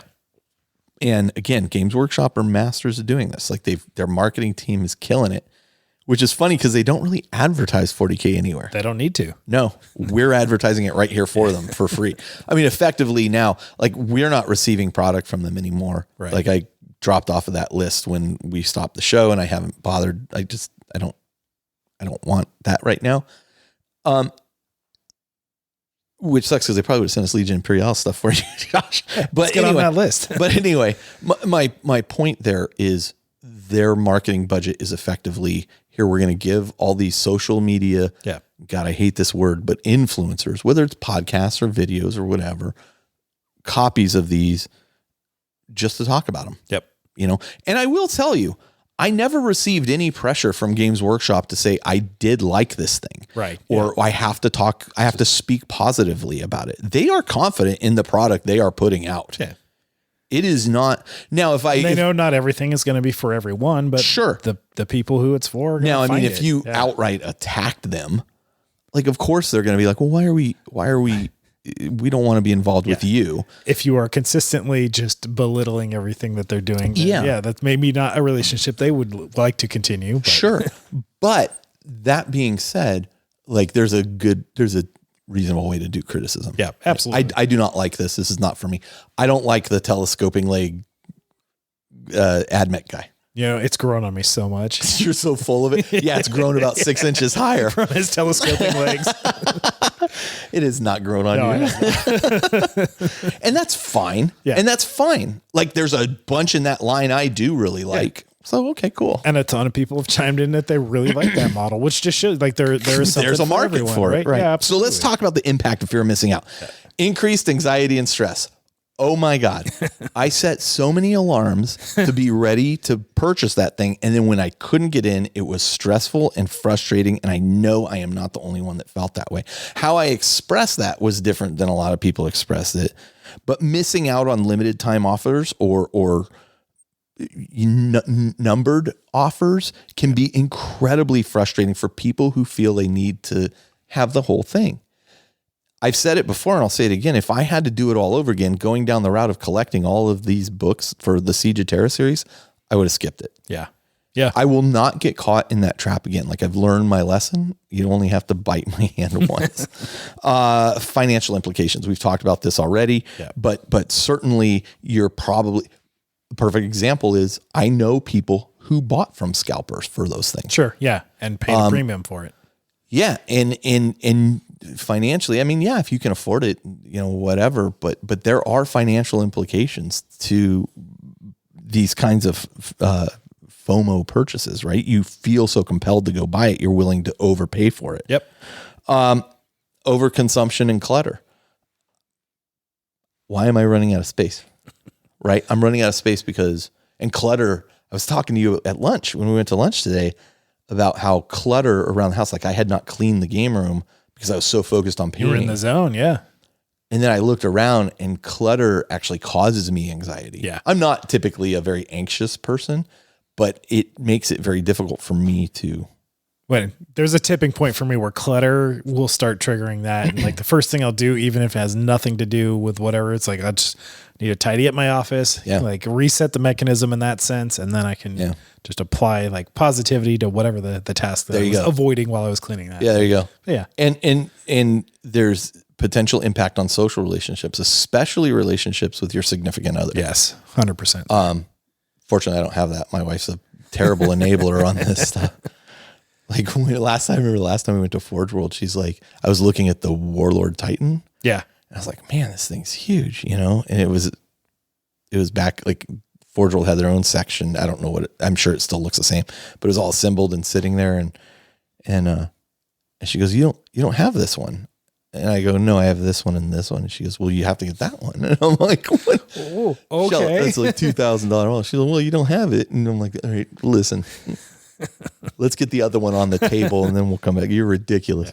But there can absolutely be an impact on relationships with your significant other, especially if, again, the financial thing comes into play. Time's a big part of that. Time, lack of attention, playing, researching, reading, going down. Or even your friends. What if I got the thing, but you did not, that we both desperately wanted, it can create, I would argue our relationship is not strong if that's the case, but it can create tension in those kinds of relationships. When you are dealing with the fear of missing out on something, it can also reduce your satisfaction and enjoyment of being a completionist, right? Especially if you miss that thing. Oh, absolutely. Yeah. Again, that book, I'm going to use that book actually as an example in a lot of these things, because it's the most recent and painful for a lot of people. And it was painful for myself. I would not have that book were I not lucky enough that Cheyenne went and bought it at a store, knowing it was so nice of him, knowing that I wanted it. My chances of getting it in the past have been pretty good, but maybe not. Yeah. And he called it a birthday present to me. I mean, it's so nice. Well, you just would have scalped it anyways. Probably. Had it not. No. Yeah, no, that's awesome that you, have a friends and community that have your back to help you, knowing that you're trying to get this coveted item that is, but not everybody has so hard that to find. Either. No, absolutely. Yeah. And that's why at the beginning of the show, I said, I'm not the usual suspect in this case. I'm very lucky in that regard. Absolutely. Yeah. And there's a number of other things, it can create increased engagement in social media, digital platforms as you're communicating with other people, that kind of thing. Not that's a bad thing, but all these things, everything in moderation. Yep. Right. Yep. Everything in moderation. In balance too. You can feel like you have an uncontrollable urge to complete collections or achieve goals to avoid missing out, which can create like compulsive behavior. So you can like leap at things that you probably wouldn't before. You can have a diminished sense of achievement because if it's only driven by the fear of missing out rather than personal interest or satisfaction. You may acquire that thing, but then feel, why did I do this? Right. It's kind of like a right. Yeah. Buyer's remorse. Yeah. Kind of situation. So I think that and I know I just hit you with a bunch of like negatives before we go into the next stage of the discussion. You know what? I quit. Yeah. Anybody want to buy a Black Legion already? It's nicely painted. I get a tremendous sense of enjoyment from this hobby. Oh yeah, absolutely. And we'll talk at the very end about how going through this process, meaning acquisition of a bunch of stuff, the purchase of the Siege of Terra series, painting, how it's all led into me making some different decisions about where I'm going in the future with how I collect the hobby. And, and listen, I'll openly admit where I've fallen into pitfalls and traps like everybody else, Special editions. I have special edition. I will never buy a special edition rule book again. Yeah, I remember when I think it was the 6th edition special edition rule book came out. And I was like, wow, that thing is really cool looking. I got it. 6th edition did not last very long. Nope. And I was like, why do I have this? Is that the one that was split into 3 separate books? The special edition. It was like the lore, the rules. I want to say that was 7th. It might have been 7th. The special edition, I think 6th one had like a slip cover case, and it was, oh my God. It was special. It was nice. Short-lived. Just short-lived. Yeah. All right. So we're going to take a short break. We've talked for about 40 minutes or so about this. We're going to take a short break. We're going to come back. I'm going to touch on a few other things and then kind of get into where I'm going to make changes. And then we're going to have Christopher Will, a psychologist, come and talk to, hopefully Josh and I, we're actually recording that segment a little bit later, about kind of where our head is at and give us his somewhat professional opinion. And then we'll get the straitjackets. Get some free psychoanalysis on air. Oh yeah, there you go. That'll go over well. All right. So we'll be right back.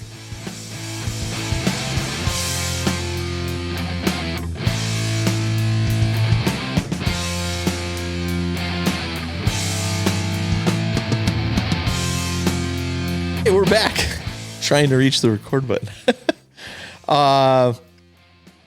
So during the break, you were kind of talking about a couple of things, Josh, in particular, Thousand Sons Army. Yeah, just kind of what you were going through triggered a few things for me that just made me reflect a bit more upon my collection habits of the past and how things apply, not necessarily like exclusively to acquiring models, but also selling some models off. Like I had a 30K Horus Heresy 28 millimeter Thousand Suns army, because Thousand Suns have always been a faction in the lore that has appealed to me, largely just from the psychic nature and also through the books and Black Library and everything like that. But I sold off that Force, but the one thing I hung on to was Magnus, because it was still like similar to the Horus that you had, just for the sake of having Horus, like he's such a centerpiece to. This is the 30K Magnus, the resin 30K resin Magnus, the Forge World version of it. That's cool. So like it's a cool model. I don't have an army for it to fit with other than a now 8 millimeter Thousand Suns Horus Heresy army.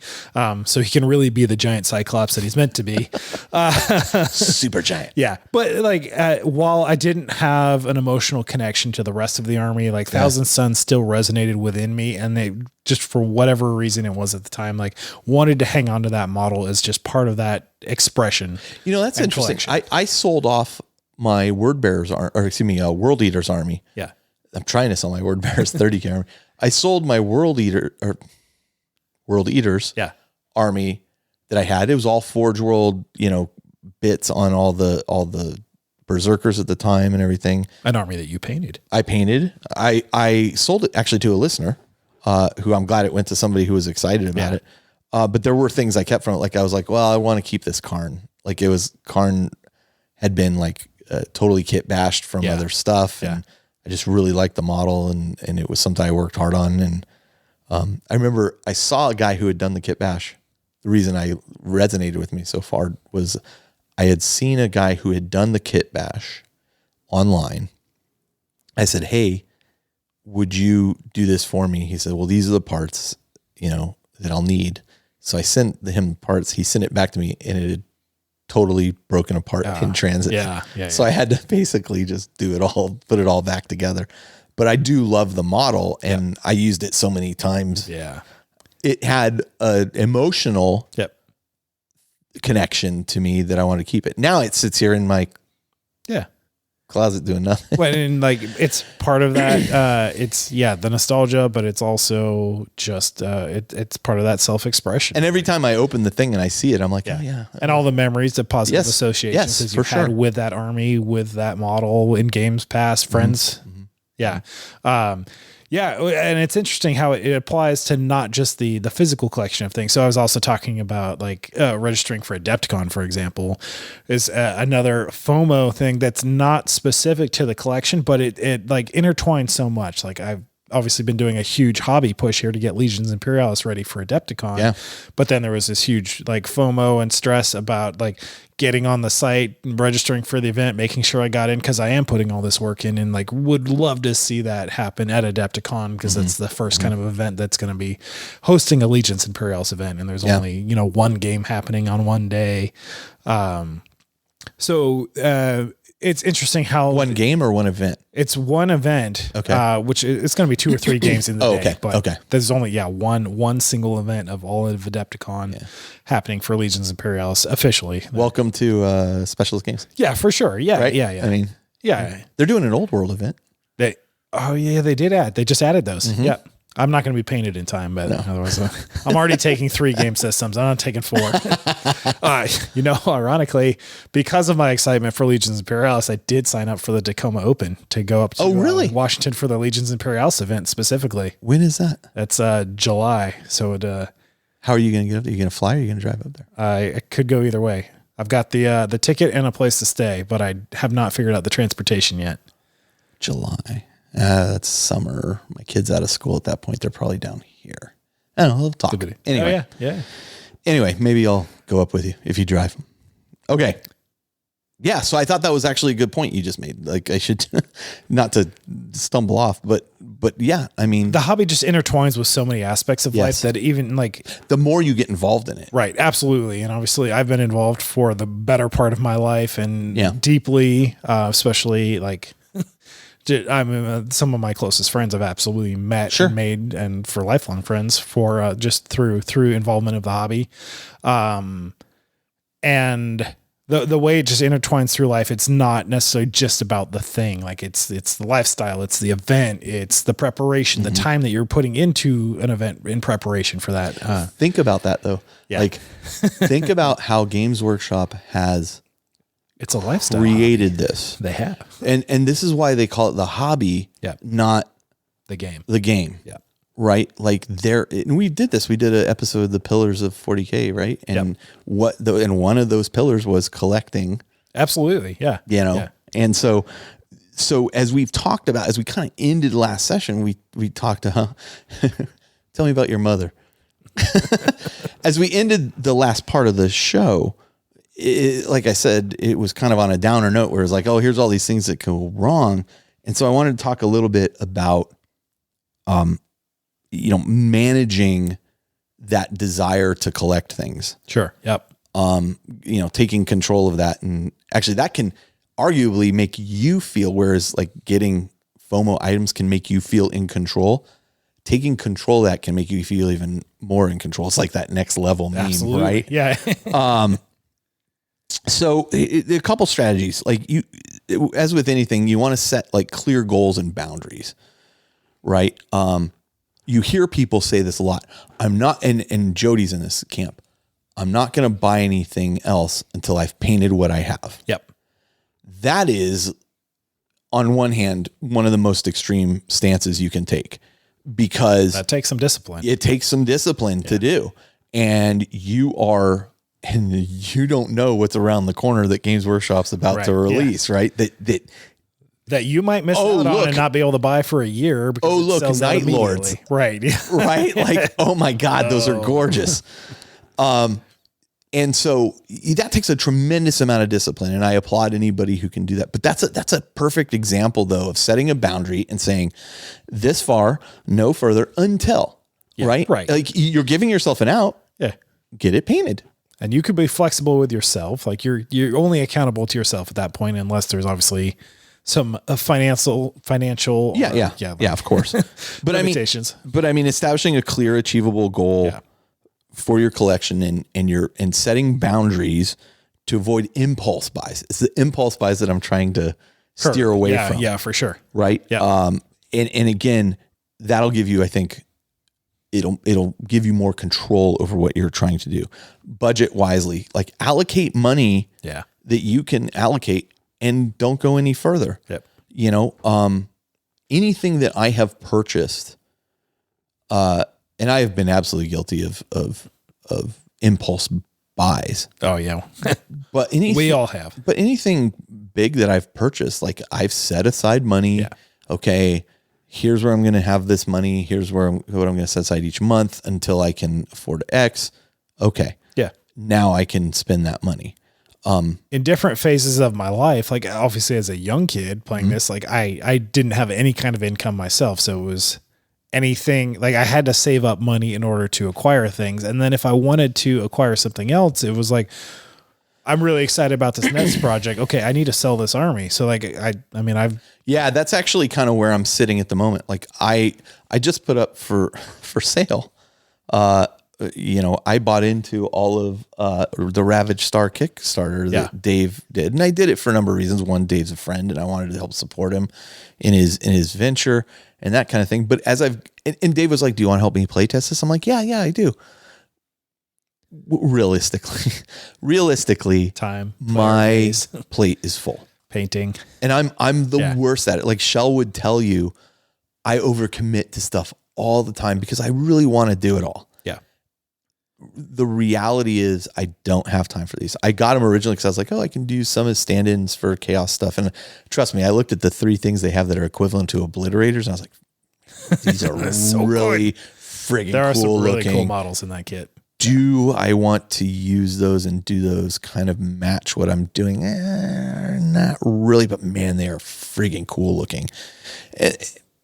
So, okay, I'm going to sell that. So I'm literally in the same camp that you were in a long time ago now, where I'm like, I'm going to sell off a bunch of this stuff, and I'm probably going to take a loss on a bunch of it. Yeah. That's okay. As soon as stuff is painted, you've already limited your audience of who's interested in that. And Yep. A lot of the appeal for people in the hobby is to do the hobby. So Sure. if they're buying a painted army, like, yeah, I've always sold stuff at a discount to what it costs to buy new, even if it's fully painted. And but you're right. When you're young, it's not like you necessarily have like an income that stream that is like, oh, I'll just set aside X percentage of it. And as my income status changed from a 7-year-old kid to say, like when I was playing this hobby, when I was 25, like I would set myself aside a small allowance and be like, okay, I can allow myself to spend X amount of dollars on hobby. And it was, pretty small back then. And obviously as career has evolved and financial stability and all that has settled in more, like that number has changed. But it's just an interesting kind of give and take of how the hobby evolves. And I think it's worth looking at. What are your options? Absolutely. There, right? Yeah. Prioritizing quality over quantity. Yeah. It's so funny when I see people like, I have 20,000 points of Necrons. What are you doing with 20,000 points of Necrons?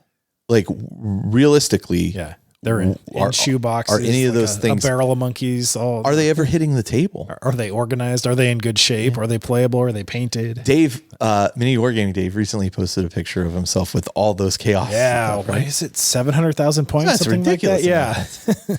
I mean, that is it's impressive. The first thing I saw when I saw that picture was A, that's impressive. B, why that much? What are you doing with that much? What do you and to a degree now? So take a look at Dave, and I'm going to talk about Dave here for a minute, without him knowing that I'm talking about him. Dave and I are what I qualify as friends. We're not super close, like we don't hang out a lot, but I mean we chat each other up every now and then. He'll send me stuff, and we chat.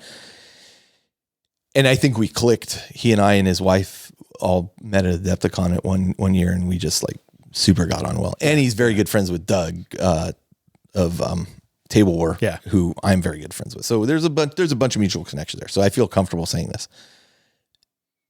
To a degree, showing a picture like that and owning all that, and considering their studio and everything they own, cements himself in the community as somebody who he is putting his stamp down, saying, I'm chaos. I'm Chaos Dave. This is me. I am, this is me. Right. So all of that goes along with it. He didn't paint all that. I know he didn't, right? He had commission painters. He painted some of it, and but he's a busy guy too. Yeah. Yeah. But yeah, what are you doing with 700,000 points of whatever it is of models? A bunch of them are never hitting the table until you take that picture. Right. Yeah. Yeah. Because you don't need that much. Even in an apocalypse game, that is overkill. Oh my God. Could you imagine that apocalypse game would take you weeks to play? Yeah, absolutely. So, focus on getting items that genuinely add value or joy to your collection rather than just amassing things for the sake of completion. There are units that have come out for armies that I'm like, that's a really cool unit. I am not going to use that. When am I going to use that? Yep. And that's the other thing. You can defer a lot of these kinds of purchases, especially when it's not like a limited edition thing. Yeah. Yep. I had made my statement on the show that if Sisters of Battles released in plastic, I was going to buy them. And you did. They released in plastic. I bought every single unit, multiples of some, because I had said I was going to do it, and I followed through on that. I have never played them. Yeah. I have assembled a third of them. The other 2/3 are yet to be assembled. I am not giving up on that project. Like, I am still all for it. But there are things I bought that I do not need. The Triumph of St. Catherine or whatever that one model is that has like 800 models in it. Yeah, right. That doesn't work with the way I'm going to even paint my models. Okay. Like it does not work with my faction of models. So it's like, okay, well, what am I doing with this? Well, I had to have it, right? It was all of it. I love those models. Yeah.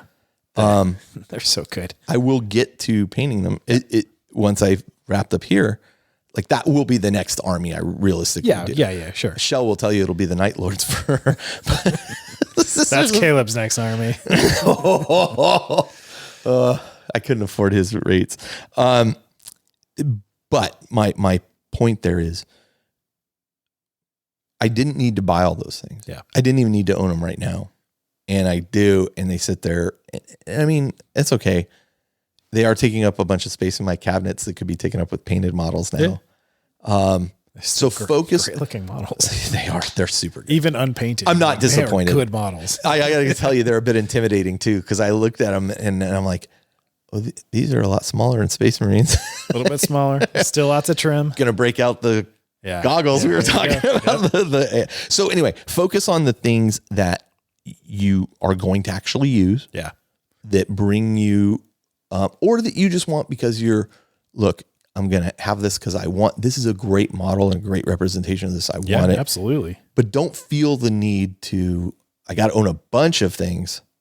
Yeah. Or take it in measured steps. I'm immediately thinking of, you were just saying for Black Legion and Sisters, like you had to have one of everything just so you had it, not just to complete the line, but also to give you options. Like, and I have had, and probably still do at this rate, an apocalypse-sized Necron army, and I do not own every single unit that is available to Necrons. No, in fact, one came out and you're like, yeah, I don't really need that guy. I remember you saying that recently. You're like, yeah, he's cool, but I'm not going to use him. Special characters, not something I tend to field. I had a bunch of the Forge World, like Canoptic, Sentinels, and Stalkers.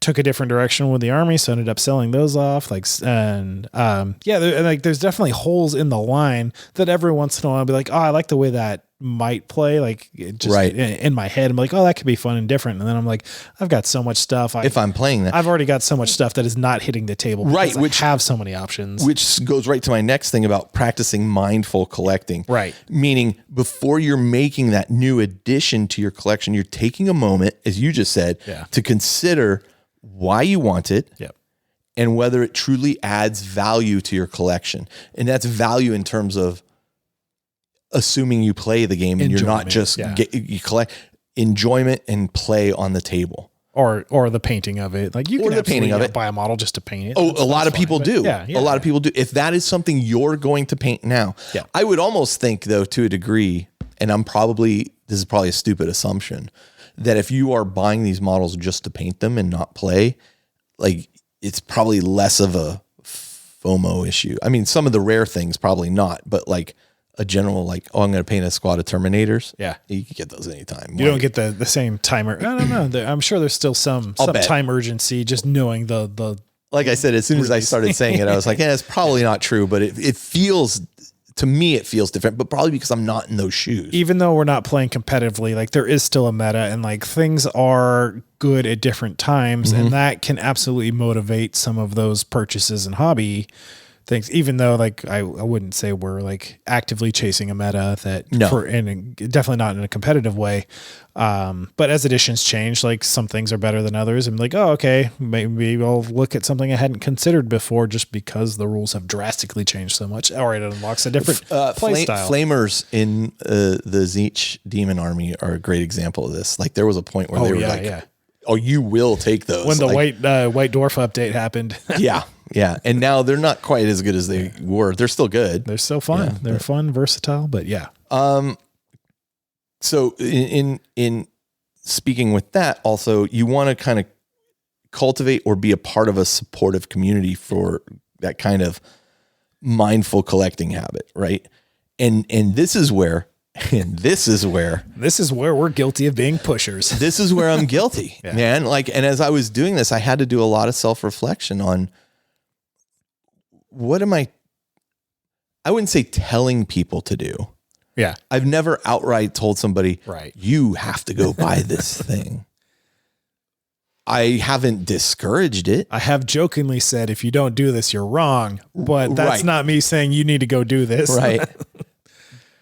We do show, and we joke about the Show of Force episodes, like driving people to buy stuff.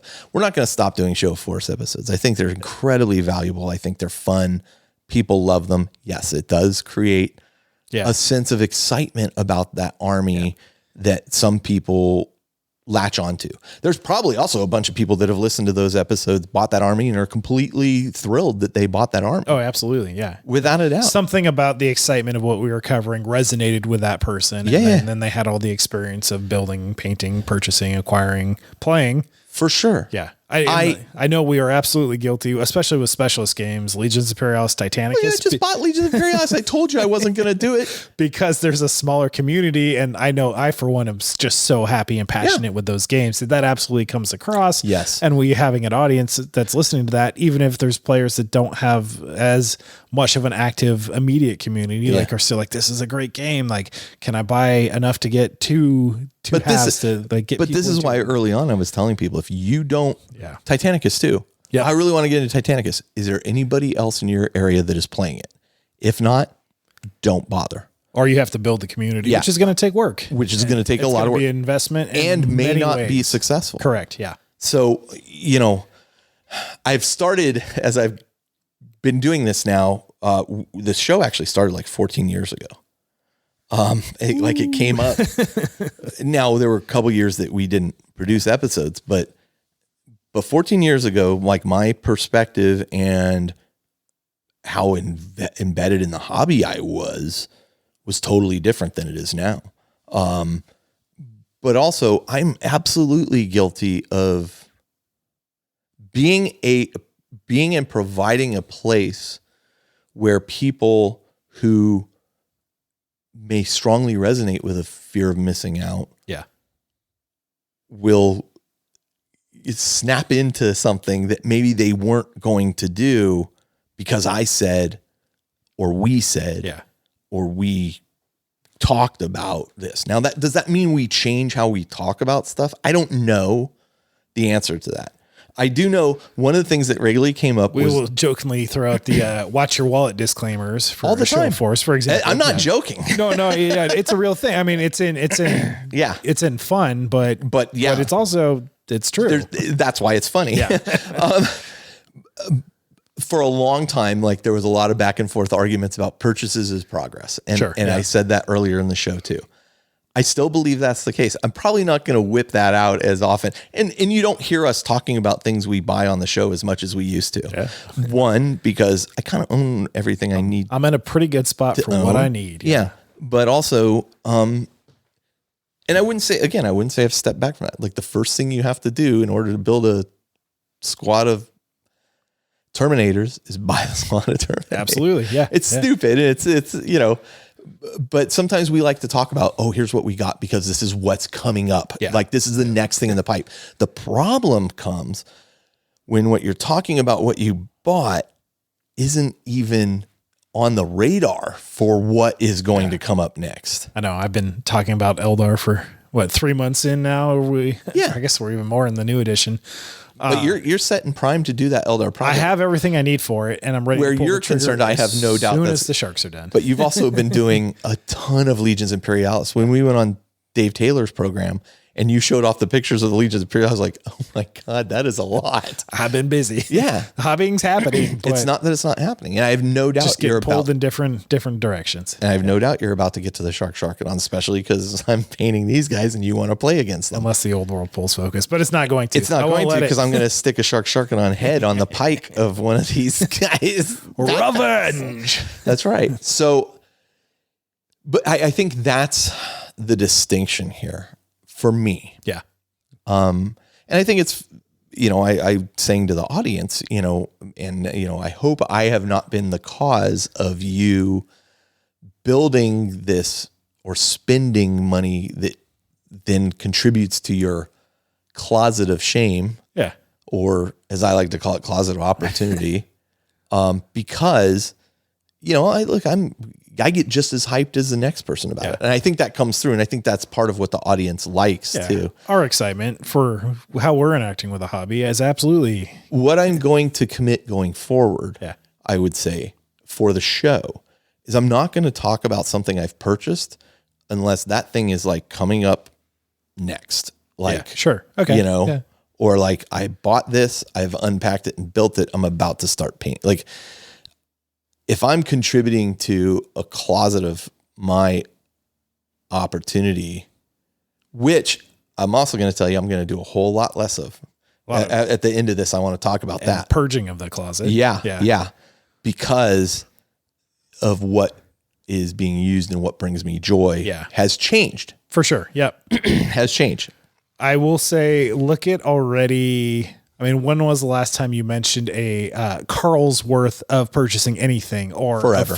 So that habit has already changed in how you're approaching the acquisition of. Every now, like somebody brought that joke up a while ago, and I was like, "Oh yeah, it's been a while. I forgot about that joke." Which, for those who haven't listened to the show for a long time, I used to spend a lot on Forge World. Yeah, a lot.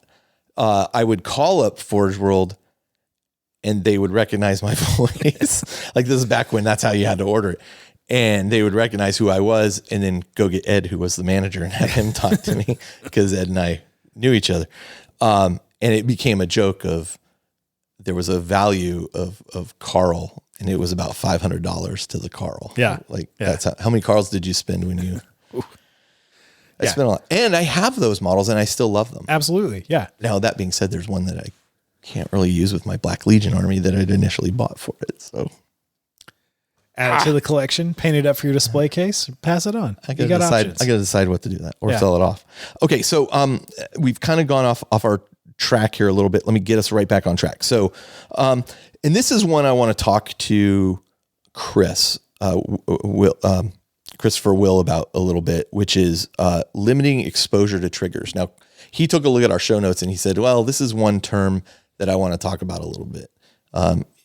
He saw what we were trying to say, but he was like, there's a different way of saying this. So we'll talk about that with him, which is kind of identifying and limiting your exposure to things that might exacerbate your desire to collectively impulse. That doesn't mean stop listening to our show. Please don't stop listening to our show. Celebrate your collection's current state. Yeah. Make sure that you take stock of your stuff from time to time. Set it out on a table to take a picture of it and see how long it takes you to set that out on a table. Yep. Are there things there that have never seen the light of day, or maybe don't really work the way you thought they used to work for you, or maybe you can let those go or not, or keep them because you like the look of them. Or just throw them in your list next time to try something different. Even better. Have a little variety in your game. Even better. You know, I played that game at Play on Tabletop. Yeah. So many comments were, this list doesn't have this or doesn't have that or doesn't. Yeah, I didn't want to bring that. Like, right. Yeah. Was I at a disadvantage because of that? Yeah, I know. It's okay. Yeah. Different objectives here, buddy. Yeah, absolutely. Yeah, exactly. So I think it's important to take a look at what you have and celebrate what you have. Hence, if you're watching on video, I don't know if that shows up on camera, but I have my Black Legion army set out here on the table. Because I knew Josh was coming over and I'm like, I wanted to show him what I'd done so far. The second I walked in the door and saw it on there, like I couldn't help but comment. I'm like, seeing it all in it looks person, good all together, cohesive. Like so good. Yeah. Maybe engage in alternate activities within the hobby rather than focusing on the collecting. Maybe focus more on the playing. Maybe read more Black Library books. There's a lot of ways to engage with this hobby, and I think that you can try a different engagement of the hobby, and it may spur different ideas. Yeah. Again, reading Black Legion and Talon of Horus, I wasn't going to do a Black Legion army till I read that. And then stupid Aaron Dembski Bowden talking to him. And he's like, well, when I see like a Black Legion invading a planet, it's like, it's mutants, it's cultists, it's Chaos Space Marines, it's demon engines. You got to add some beastmen. I know. Yeah. Well, listen. Yeah. Listen, somebody posted, going back to our original point. It's so good. Somebody posted the Felgor, what are they called now? They're beastmen. Yeah. He posted his beastmen. The kill team. Oh, yeah. And Shell was like, I've never seen these before. These are awesome looking. Such a good job. And she's all, what army do those go with? I'm like, they go with mine. Chaos. Well, maybe I could use them. Yeah. And then I did see there are rules for them. I was like, well, I can use them as cultists, I guess. And then I'm like, oh no, there's actual rules for them. I didn't realize that. Yes, neither did I. Now you definitely need them. Right? So here's exactly what I'm talking about is you read something, you get excited, and then you need to go out and immediately buy that. But here's the difference. Check some of the impulses, wait till you're ready. Like here's the difference. Vet out that creative idea. I haven't bought them yet. Yeah, exactly. And I'm not going to until I paint a lot more of what I have. Yeah. I have some cultists that Loopy painted for me a while ago. They don't quite, they'll work. They work, but I also feel like, well, I didn't paint them. I kind of don't want them in my army. you've got a fully painted army by you. Like I want to keep that way. trend going. Yeah. And so when I go to add like a feeder unit like that, and I call it feeder unit because you like feed them into the grinder. I think those Felgor guys would be an awesome addition to this army. Yeah. So anyway, going back to my original point was Aaron was saying, this is how I see a Black Legion. It's this, it's that, it's that. The sky goes black because there's just ships everywhere. It's just the wave after wave. And I was like, oh my God, I'm so sold. And then you had to bring up the stupid Felgor, which you absolutely need, but in due time. They're going to look so good though. Like especially that brown of their skin will look good against this. They're great. I'm so happy. All right, I'm ordering them right now. No, I'm kidding. But yes, I have thought that eventually I want to see. I don't know how many sculpts there are even. Like I want to see like a variety of different. I think there may be 10. It's probably 10. I think because it was a Kill Team release originally. That's an awesome. Yeah, that's awesome. So that's probably something that. Yeah. But I'll tell you this: before I buy those, I would sell something else. Sure. Yep. Yeah. So engage in alternatives, and last but not least, seek professional advice if necessary. Not the kind of professional advice Josh and I give, but if you find yourself in a state where you are, this is becoming so important to you, that it's overbearing, you might want to seek out some help.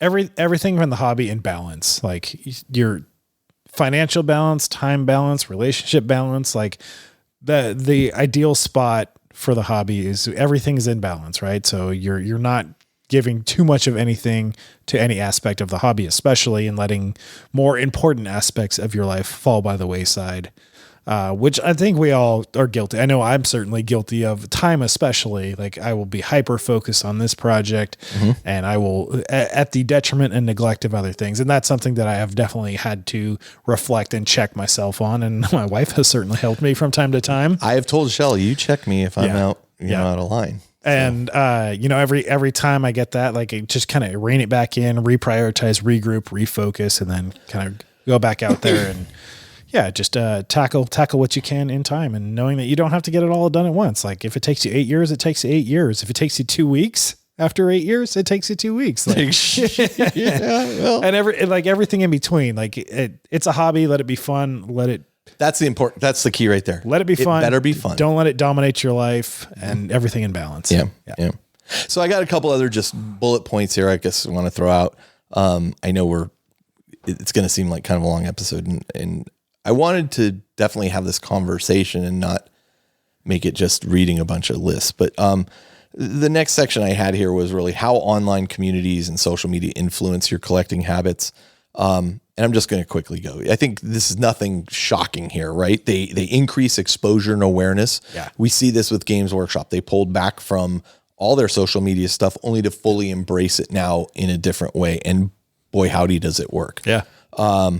They provide a sense of community and belonging.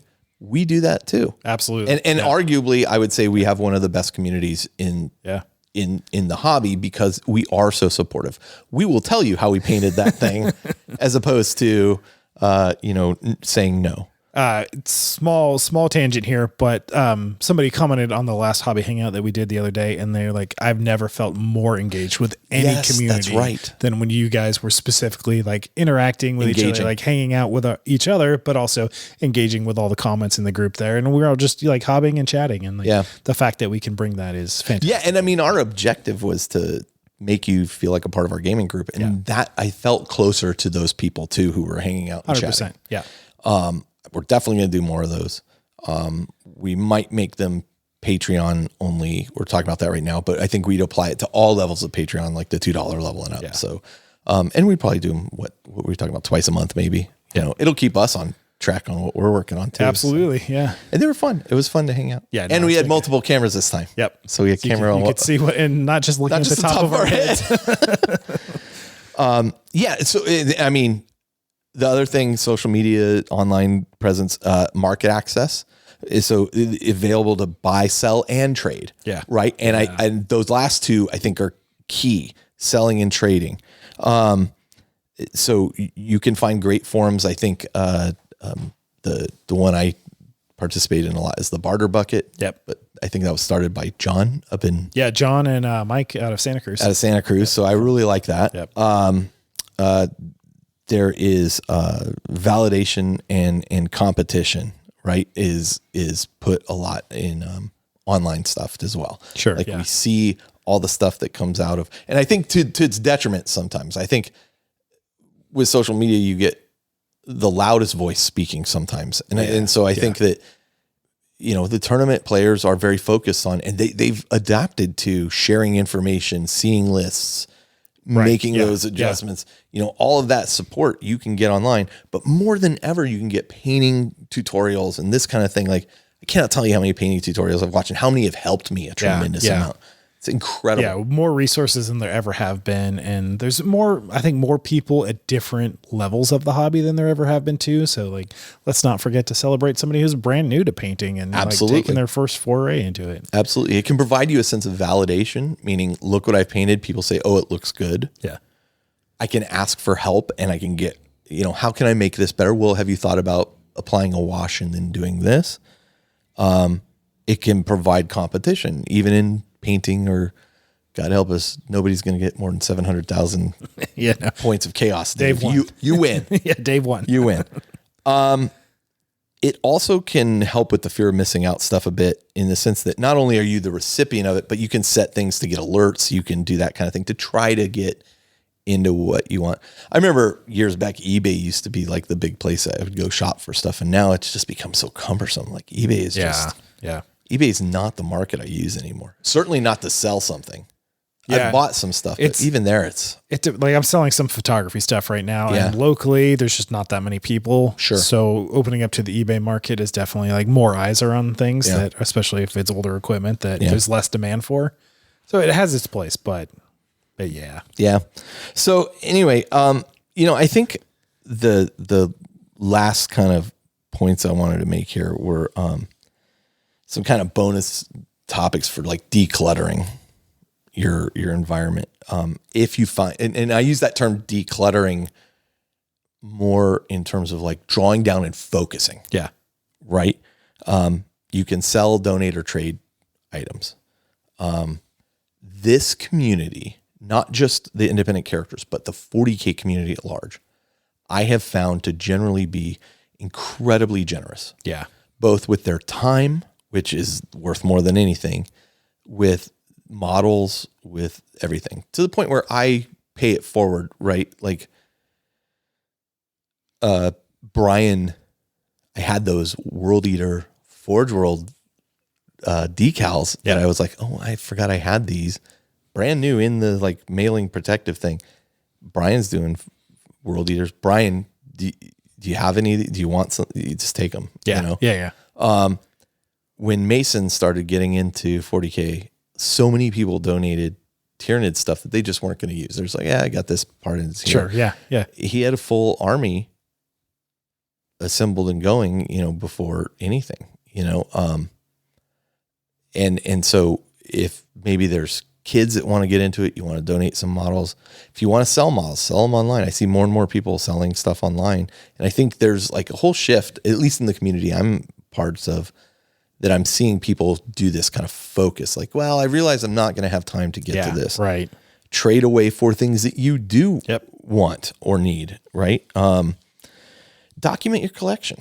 Like if you go through and create a record, whether it's a spreadsheet or what, and show, here's everything I have, like that can give you some perspective as well, especially where you're like, maybe you have columns that are like, well, is this currently in an army, or can it be used in an army, or is it something I'm not really using? Or, and then I think regularly review, make decluttering and refining your hobby as a part of that hobby, schedule for yourself, not necessarily in a calendar or anything, but like know that like, look, in the next month or so, I want to go through everything that's in this closet here and really look at, am I going to get to this? And if so, is it this year? Is it next year? Sure. Yeah. There's a, what do they call it? The sunk cost fallacy, right? Where I bought this at $150.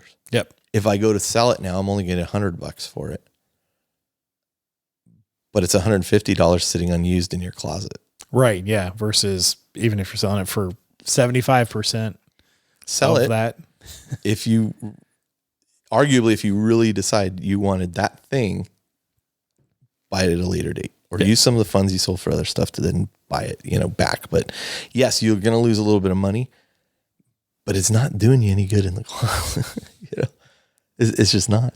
Yeah. It's not, unless it's literally next in line. If it comes up at some point, next in line or soon thereafter. But yeah. Now it can be a little tricky, especially in our hobby where it's like, but I'm going to take bits from this and I'm going to take pieces from that. Yep. So you're going to have to, there's a bit of like, as I kind of looked over your shoulder at my shelf here, I have a bunch of boxes in shrink wrap. Some are opened, but still have like the shrink wrap on them. And it's like, oh, well, do I really need another Chaos Space Marine kit? Well, I'm putting a couple more guys together and I'm probably going to use parts from this and parts from that. Organize your bits. Yeah, absolutely. Into Plano cases and stuff. I definitely need to be better at that. I have a massive Plano box full of Chaos Space Marine bits from old Chaos Space Marine kits. And I'm like, what am I? I pulled it out the other day because I was looking for something else. You can use that on all the terrain you have. What am I going to do with this piece? Using it on terrain might not be a bad idea. Yeah. Use it on the whole that terrain. Nice callback. Yeah. All right. You know what? Let's take a break. Let's go talk real quick to Christopher and see what he has to say about kind of the mental health stuff about this. And then when we come back, we'll close out the show. But this has been for me, if nobody in the audience even cares about this episode, for me, this has been a time of self-reflection. Yeah, it's been cathartic, if nothing else. And really has set me on a different path than I was on. And so when we come back, we'll talk with Christopher will, and then we'll come back and close out the show. So we'll be right back.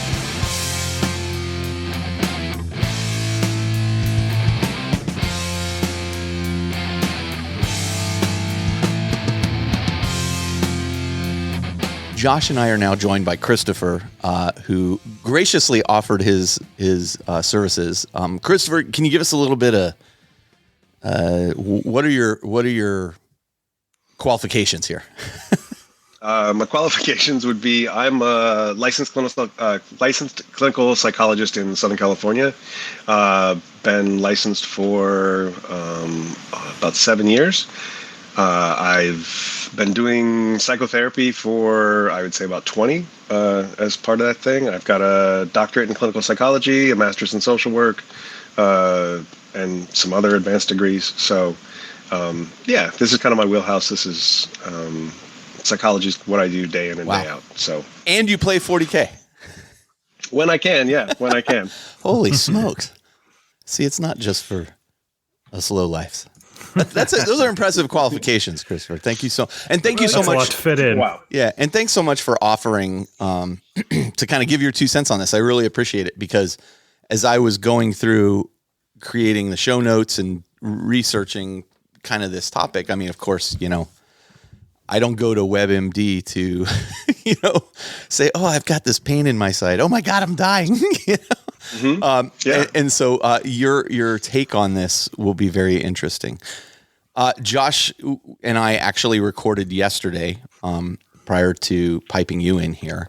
And I think it was an interesting discussion. This will play at the end of the episode before we close out the show. But I think we had an interesting discussion about it. And as I went through creating the notes, there was a bit of self evaluation for myself, right? As I was looking at, hey, what are the things that are great about collecting things? What are the things that are warning signs or, danger, Will Robinson type of things?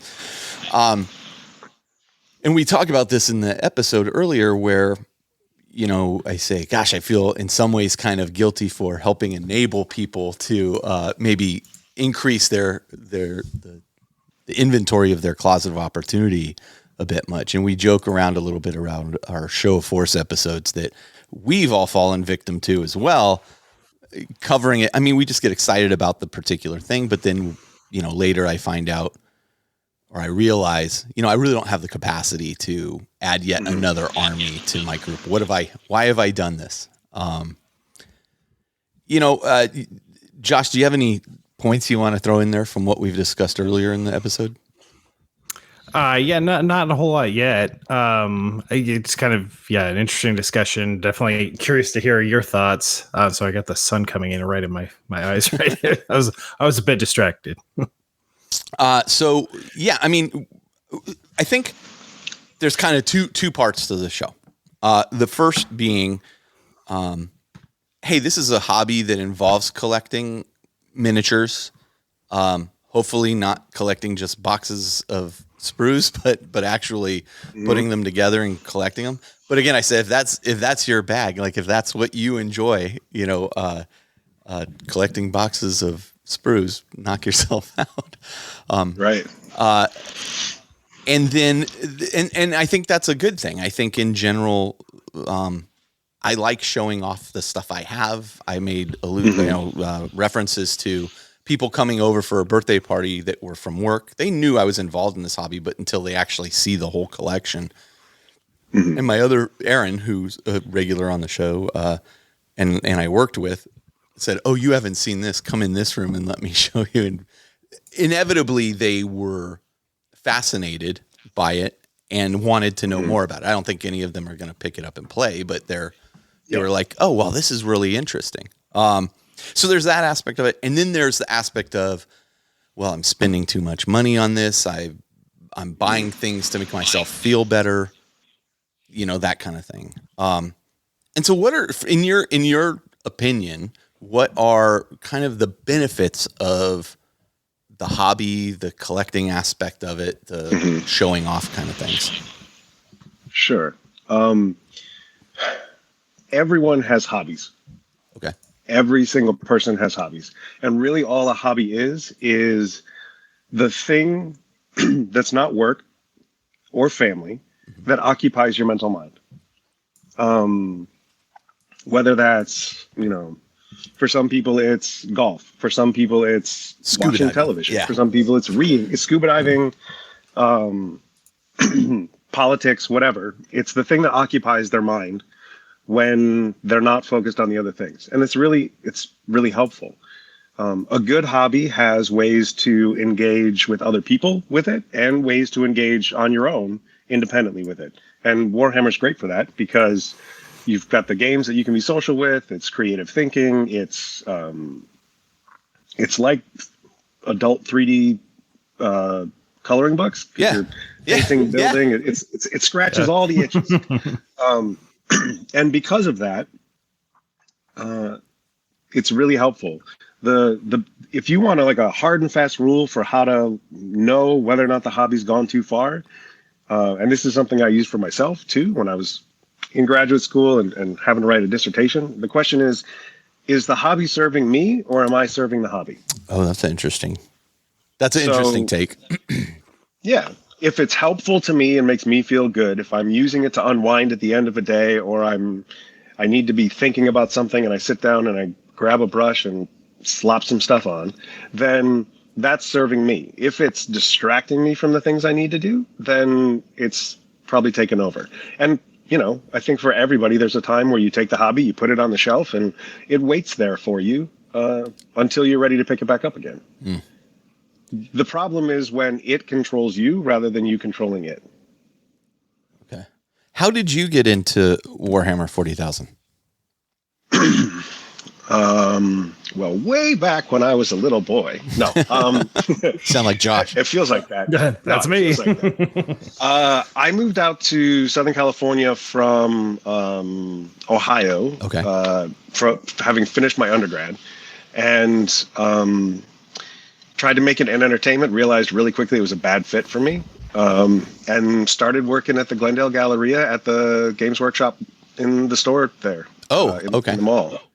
So I worked for Workshop for from 2000 to about 2003 when I got married and then went and started the graduate stuff.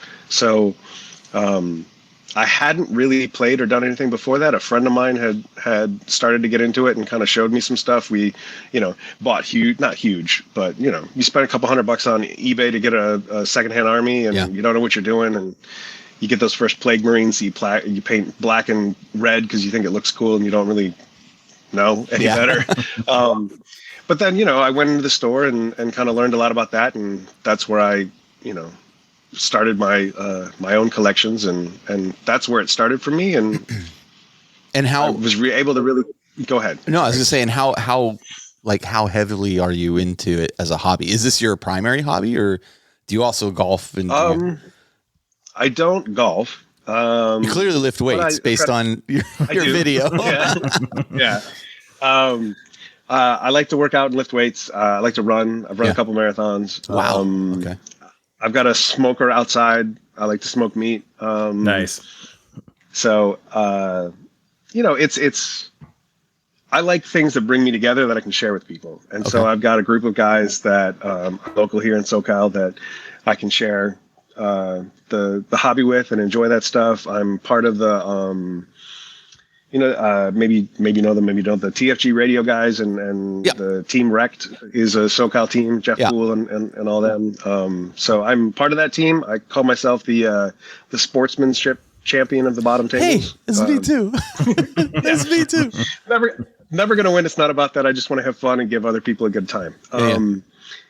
But it's that, or playing D&D with people when we can manage to get our schedules together. Oh, nice. My whole thing is I like to engage with other people and connect with other people. And sometimes I need to just kind of bug out and be in here and get some paint done. Yeah, I think the 40K and fantasy and GW, as we call it, the hobby, offers kind of a lot of those options in terms of you have the ability to isolate yourself, and I'm just going to be focused on painting this thing and I'm not interacting with other people, to, hey, I'm going to major conventions and meeting new people, or I'm just hanging out with buddies. Like, it offers kind of that wide variety of, you can't, what's interesting is you can't go play a round of golf alone. I guess you could go to the driving range and not talk to anybody, but you're always going to be paired with three other people, whether them or not. In scuba diving, you got to have a buddy. So Josh gotta have a buddy. Josh is a scuba diver. Buddy system.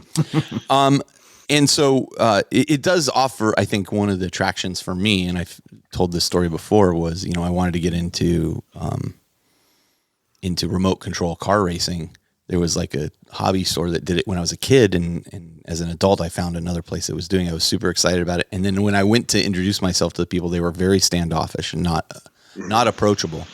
And I found the opposite to be the case with the 40K community.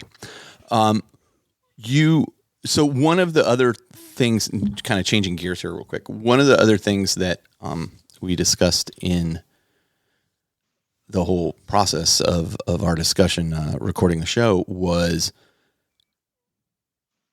I find myself now with a closet of models that I realize, this was a great idea for a project, but I'm honestly not going to get to it anytime soon. Going through a process of letting those things go, maybe even at a loss, and almost certainly at a loss from what I paid for them, and saying it's okay that I've lost some money on this, lesson learned, and I'm gonna, what was the term we used, Josh? Focus. I'm gonna focus on these things. Recoup some of those funds, focus your time, prioritization, etc. Sure. And your workload of. Yeah. And the sunk cost fallacy was really what I was talking about. Like, if I've spent if I've spent $200 on this box set and it's sitting in my closet doing nothing, but I can take a loss of $50 and sell it for $150 and focus on something I will do. Well, what's the greater loss there? Right? If it's just sitting there doing, and so we talked a bit about what, following what brings you happiness, what brings you joy, and sometimes realizing that those things sitting there are not necessarily bringing you happiness. They may not. Any thoughts around, how does one kind of get to that point of hey, I'm ready to let go of these things, and not necessarily the actual process of selling them, but how do I get myself into a mental state of focus and now, like, I guess self realization that, hey, I'm not going to get to this stuff. What am I doing? I think we all have ideas and inspirations and creative projects in our mind that we want to bring to life, but just time and logistics kind of get in the way of that, even if we've already acquired some of those models. Yeah. People talk a lot about like dopamine and dopamine hits and how things trigger your dopamine. I mentioned that earlier in the show too. Yeah. Yeah. But the thing to remember is that dopamine's not about the reward. It's not about the pursuit of a reward. It's about the reward of the pursuit. Okay. So when you're chasing something, when you have the idea and you think about that you're going to do it, that's when you're getting the dopamine reward. That's when it's exciting, because the project has all this potential and it's going to be fun. And oh my goodness, wouldn't it be cool to do, I don't know, like blanking on stuff, but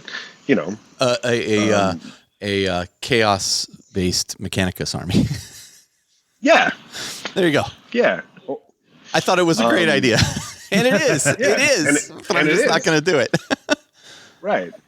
That's an interesting point. I think, so when you realize that the idea of it isn't fun anymore. Okay. And you're like, I don't like the idea of doing it is no longer fun. That's when just move on. Go ahead and get rid of it. It's fun. Oh, interesting.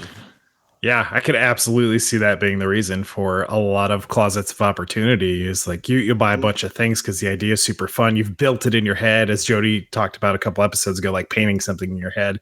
Like a lot of times we build something in our head or have this vision for it, but then when it actually comes to executing that, just either the idea, the execution of the project isn't as rewarding as the idea was, or just other things have taken priority, or you're chasing the next exciting idea that maybe is actually coming to fruition. Yeah, I think that's a really fascinating point. I'm like 50-50 on my heresy army, whether or not I actually pull the trigger. And you want to buy a Word Bearers one? It's fully painted. Not my jam. We also talk a lot about fear of missing out. And how Games Workshop marketing are masters of creating a fear of missing out. The impetus for doing this episode was really around my struggles to complete the entire Siege of Terra Horus Heresy collection. And fortunately, I have been able to complete that. But I'm not the average 40K player. I have if I dare say, a fan base or a listeners who will help out where I struggle on that sometimes. And, fortunately I was able to collect it, but I've said even on the show, if I had to do this all over again, I never would have started down this path. Like it was stressful. It was, anxiety ridden trying to, get this. And what am I going to do if I don't get the last? Do I want to pay an exorbitant price to a scalper, or am I just going to sell the whole thing? And I've said multiple times, if I don't have the whole thing, I'm just going to sell it. I wish I'd never started. I now have it. I'm glad I have it. It looks lovely on my shelf. I know many of the authors, so it has like a personal connection for me in that regard. But Games Workshop is very good at, hey, we're only going to release 2,500 of these, or this is available for a limited time only, building that that fear of missing out, but also that hey, I have a limited time to do this. It makes you anxious. And then you couple that with website problems they have, or scalpers or whatnot. I mean, it creates this environment, but this production shortages, especially. People throw that FOMO thing around a lot. And like for example, I'm not going to Adepticon this year because I'm going to be in Australia, and I am already because as I'm seeing my friends prepare to go, and I, the organizers of it are friends of mine, and I'm behind the scenes seeing the stuff they're working on, and I'm like, oh man, I really am going to miss this. but I'm also going to have fun where I'm going. I guess my question here is how unhealthy or healthy is this like drive that they create? I don't want to paint Games Workshop out to be the villains, right? I mean, they're selling a product, and they're darn good at selling it. But man, I mean, what are some strategies for avoiding that feeling and being like, it's okay that I'm not going to get this thing that that they have ignited this passion in me for? I mean, there's a reason we call it plastic crack. Yeah. So yeah. It's I think if it wasn't for the supply shortages that happened, where some things that have only been released once and they haven't been restocked or released independently, I find that frustrating. Yeah. But I think with that, the thing to think about is, why is it that you're like, what is the purpose of collecting? And from what I know from the show, both of you aren't hardcore meta chasing gamers. No, I would say no. Yeah, definitely not. And so it's a question of like, whatever comes out now is going to get, from the game terms, is going to get nerfed, is going to get changed and altered. And what's good for now is going to be bad later, because we need to keep rotating things to make things balanced, which maybe there's some shenanigans happening there where it's really just, them rotating things so that nothing is ever stable. Could be. But I think I'm not a marketing guy, but I honestly think that there's a benefit in that for us, where, especially with the new edition and the way they've laid things out, is that literally it's just, what do you think is cool? What do you like? What do you want to dive into? And just do that. You don't have to worry about having, when you're in this game long enough, in this hobby long enough, you realize that it doesn't matter what I have, because it's going to be good for a season, and then it's not going to be good, and then it'll be good again. Wolfen were great, and then they weren't, and then they were great, and now they're not again. And it's just how you just ride the ride. And so it can't be, for me at least, it can't be about the winning. It's about the joy of completing the project. It's about the joy of thinking about what might be fun. And if there is FOMO with certain things, I don't know. For me, I talk myself out of it. I look at how do you do that? Yeah. So Tau is one of the armies I do, and with the new crew stuff, I already don't I'm able like to look him, at Josh. that. Tau player. I think we just end this interview here. Yeah. Actually, those new crew are a great example. Look amazing. Yeah. They look great. They look amazing. But I look at the box, and I know I've already got like 30 regular crew. I don't need the new ones. Okay. I may need like the special weapons, maybe. Yeah. But I don't need them. And any of my buddies that I play with, that I really play with, since I'm not in like hardcore tournaments, no one's going to care if it's not modeled right. So I don't need those. It's a waste of money. It's a waste of time. I just I don't need any of it. Yeah. But I want the special stuff, the new stuff, not the basic guys. So I'll figure out a way to do that and order those. Yeah. And if I need to wait, I need to wait. It's not like I don't have 10,000 points of stuff to paint. I think that's a very key point you made there about, if I need to wait, I need to wait. And especially with Games Workshop now doing things like, hey, for this month, print on demand, we're doing these old models. And I mentioned earlier in the show, some collectors are getting frustrated with that, because they're like, hey, you're devaluing this thing that I bought. But it's going to happen. Things that, and here's the other thing with the secondary market, the way it is.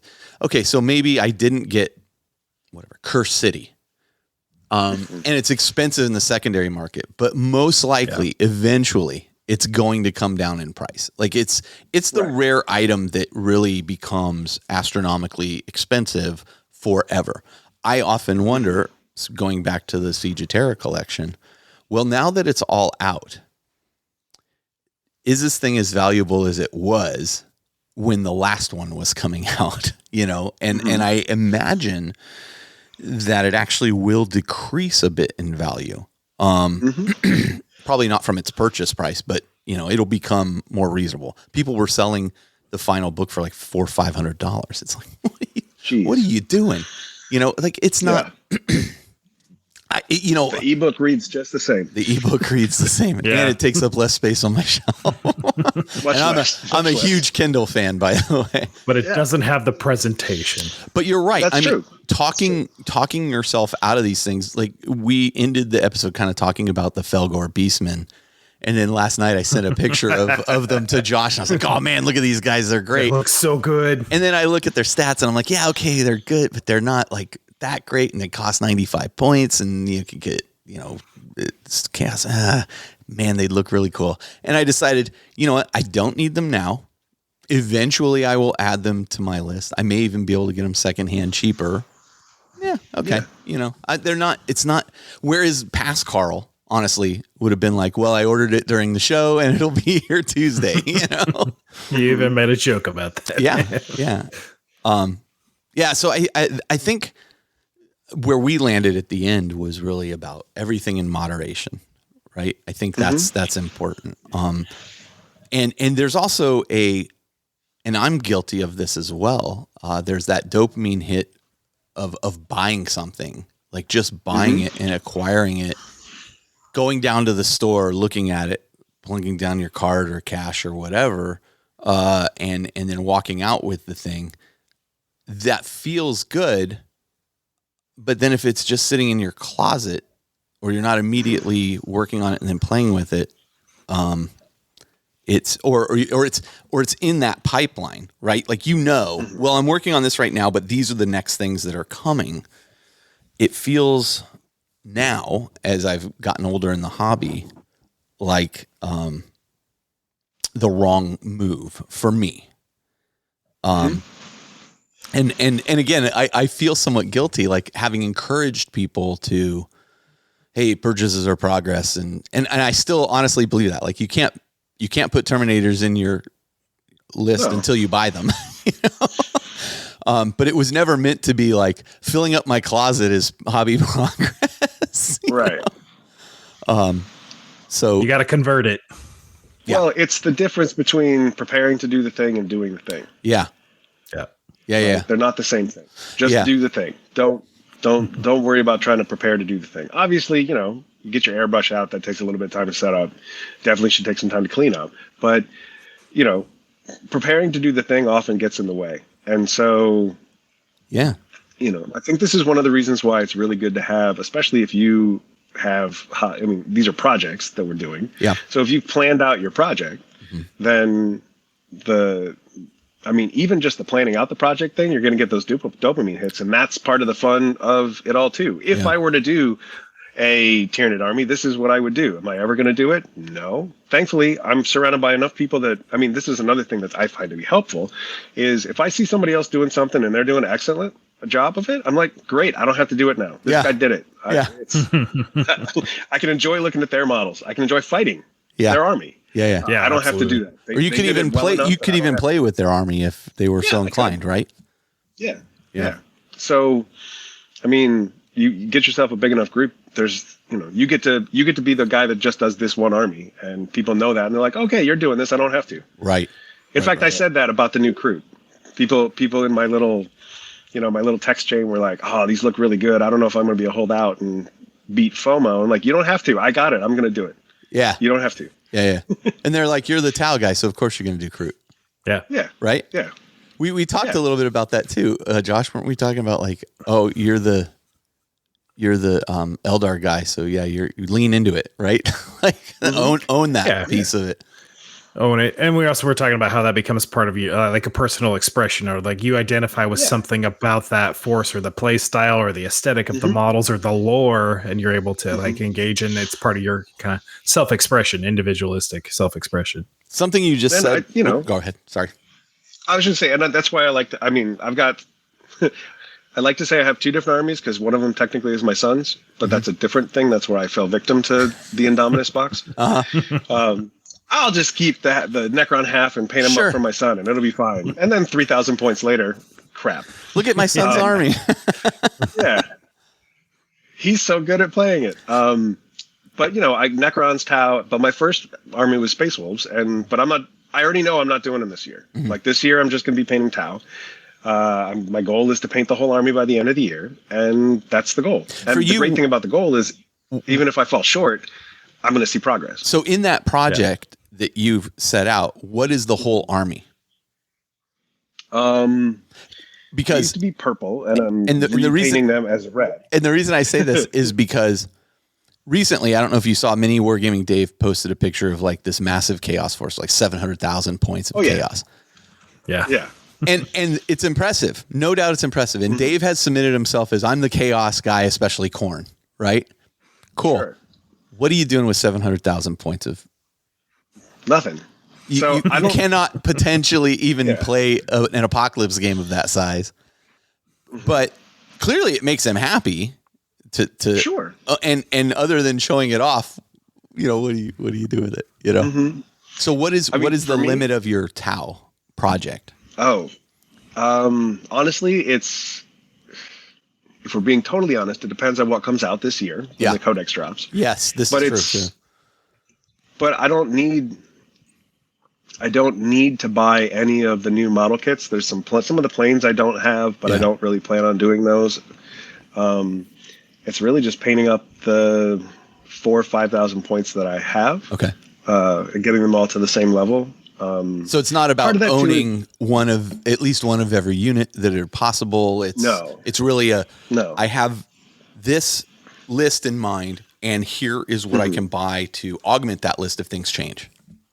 Right. Or here's what I can, if there's something extra I can paint. Yeah. You said you already have most of this, and this is more of a repainting project than a acquisition and painting. Okay. Yeah. Yeah. Yeah.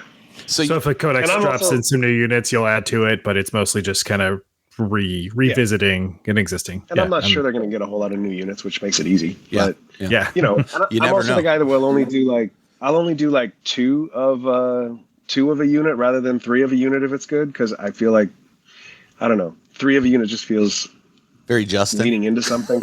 Yeah, it feels like leaning in. Justin's a nice guy and a great painter, but it's not how I like to play, you know? So you said I'm also not going to win, so it's fine. You and I should play, Christopher.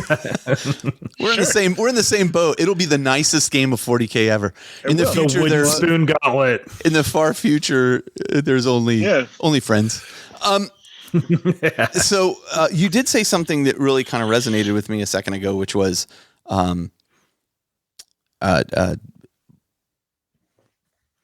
the planning of the project and all that, and then moving that to like the actual doing of the project.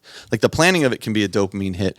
I sat for effectively 6 or 7 years on this Black Legion project, talking about, I'm going to do this, I'm going to do that, here's my plan, and things changed and new models would come out and yada yada, and then finally, like in the last 2 weeks, 3 weeks, I pulled the trigger on actually painting stuff, and now I'm busting it out, and I feel like a very good sense of accomplishment, but I also feel a little bit of resentment's not the word, but like embarrassment for how long it has taken me to get to this point. Because like, man, it's like, how long are you going to talk about this thing, Carl? You just going to do it, you know? And I found myself, and I talked earlier in the show about, I found myself in a spot where like I was constantly wanting to do this as the best I could possibly do, and how perfection got in the way of progress and done. And now I'm very pleased with the direction the project is going. So, yeah, I don't know if there's anything there for you to comment on, other than I was just like, I can resonate with exactly what you were just saying. It took the time it took, and it's not that you. And if we're looking at like where the rewards come from those things, you enjoyed the 6 or 7 years preparing for the project. There's a little bit of I got no hobby progress again this episode.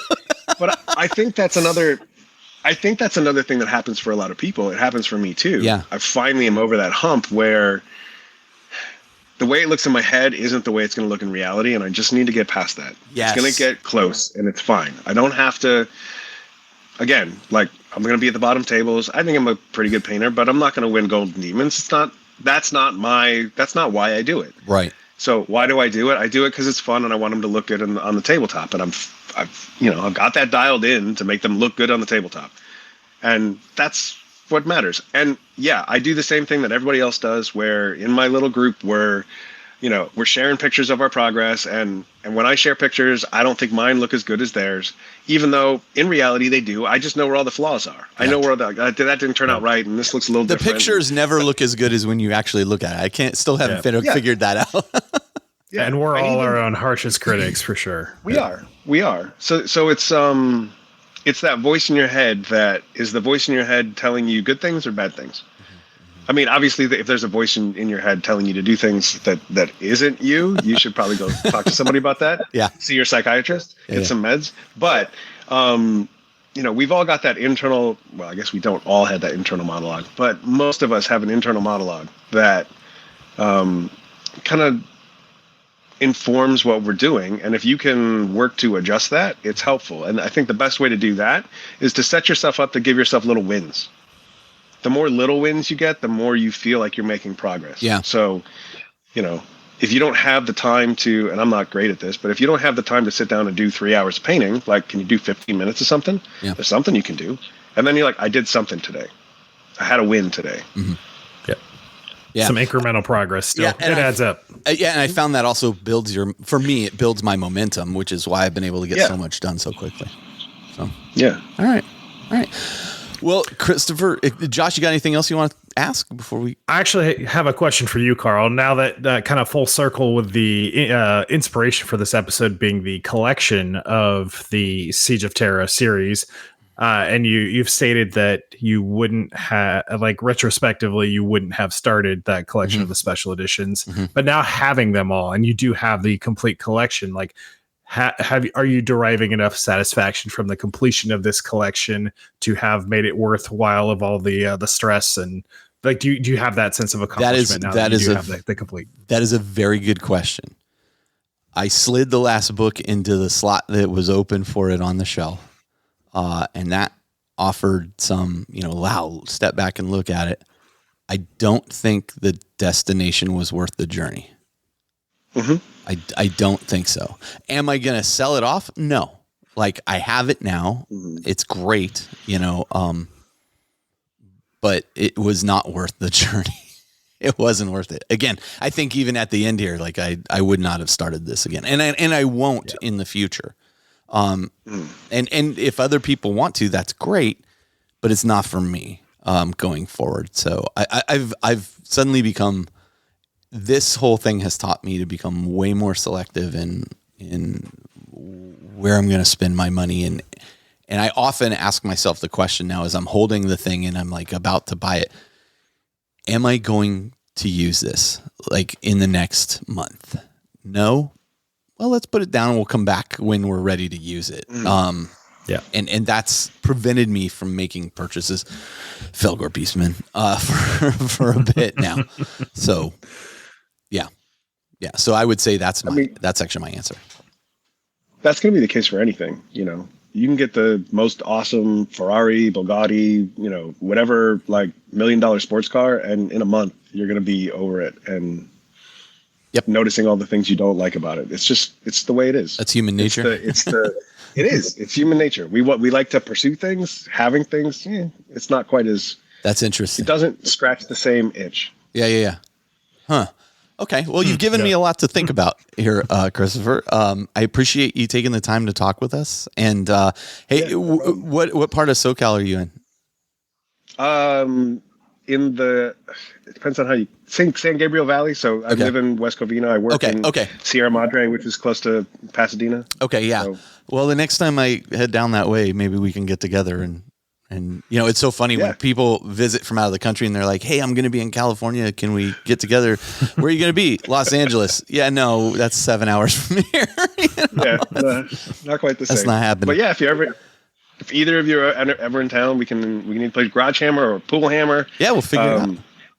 Smoke a tri-tip will be good. And then we'll lift some weights, Josh. Yeah. All right, Christopher, thank you so much. Thank you. Yeah, thanks a bunch. All right, stop the recording.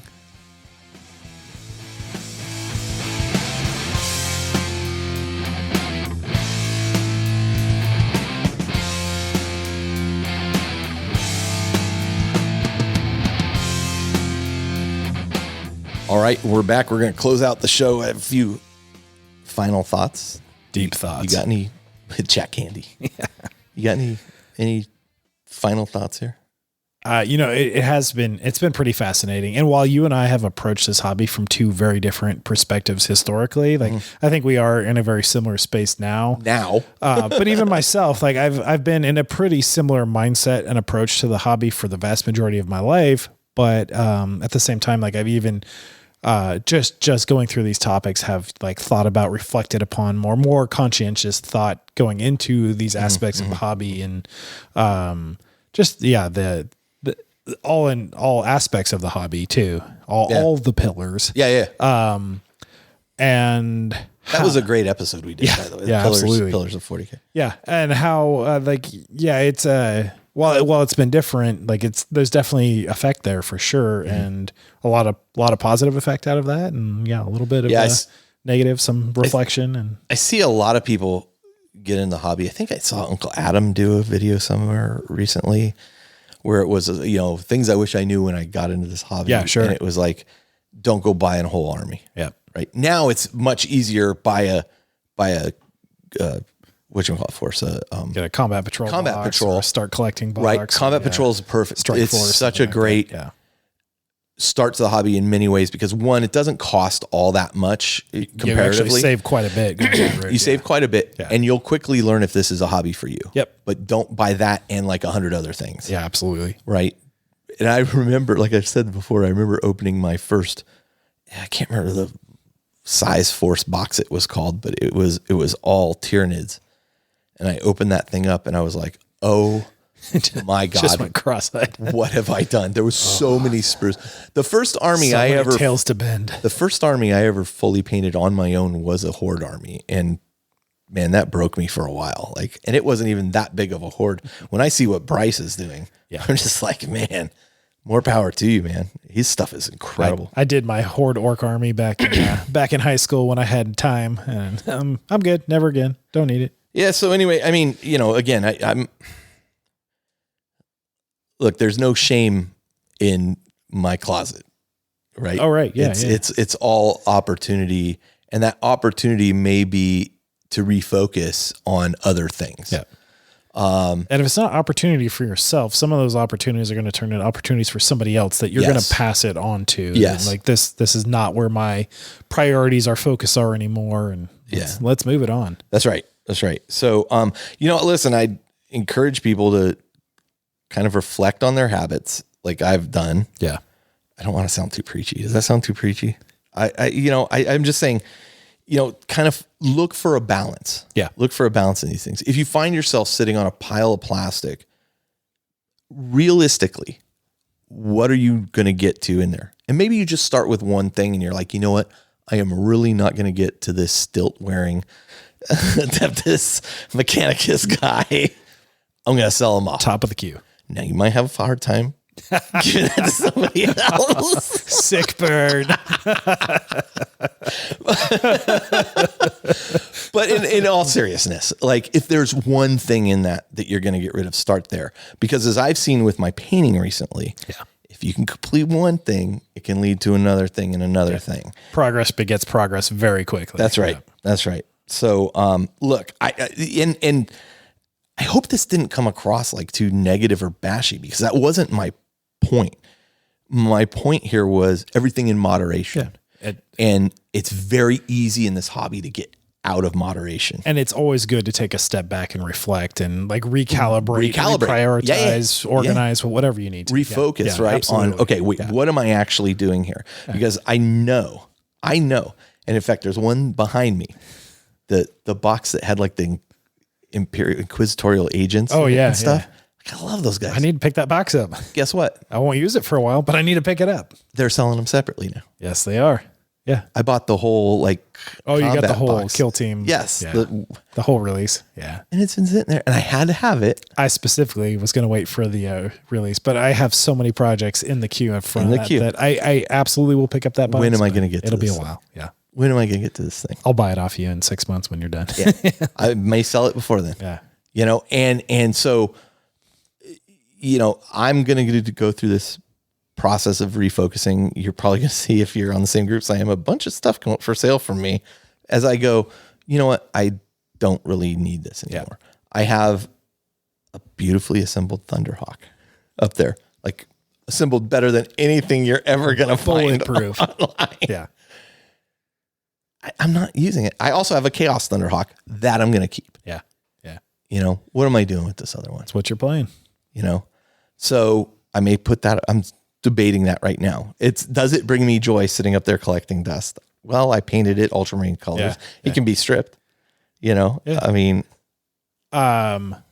on that line, something like it's very much just a collector piece that you have, like the Gilliman statue, like that. Where does that kind of stay in your personal expression decoration? Yeah, for me, that's still a.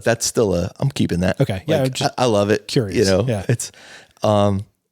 I've thought about where it is in the room, and as funny as it sounds, like part of me, as I was going through organizing the room, like again and cleaning up stuff, I'm like, oh, I gotta get these boxes up here. I gotta sell off this Ravage Star stuff, which I love. I'm not going to use it. Well, if I clear all that off and I clean up this, where can I put that so it's more prominent? Yeah. You know, so I mean, I'm glad I bought that thing. I wanted it when it came out. Honestly, Weta came out with a Titus one. Oh yeah. And I was just like, oh, God, I wish I would have bought that Titus one over this one. Yeah, sure.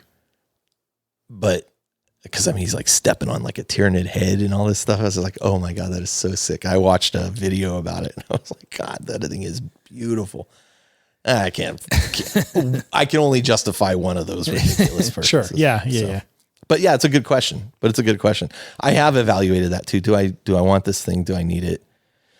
I've also thought, you know, as I said with Horus, and in regards to kind of paying it forward and stuff, it's like I donated that to Table War Charities. Sure. Yeah.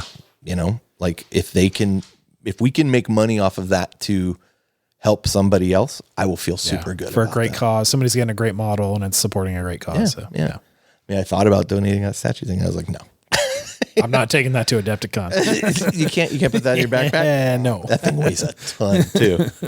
Anyway, yeah. So I would say, you know, with a topic like this, you always risk sounding kind of preachy. And I'm not, listen, if you're comfortable with where you sit, knock yourself out. Yeah. But I think there is value. Got a new year, relatively new year, and a relatively new edition. So it's a great time to just take that step back and a quick reflection and on what you're actually doing. Yeah. And there may be a chance to shuffle stuff around where people are like, well, I would get to that. Maybe even in your friend group, I would get to that right now. You know, maybe I can give you this. You could sell this instead or blah, blah, blah. You know, who knows? So anyway. Yeah. So listen, leave us reviews on iTunes if you would. The reviews there are kind of stale. I would love to see some more reviews. We'll even read some out. Yeah.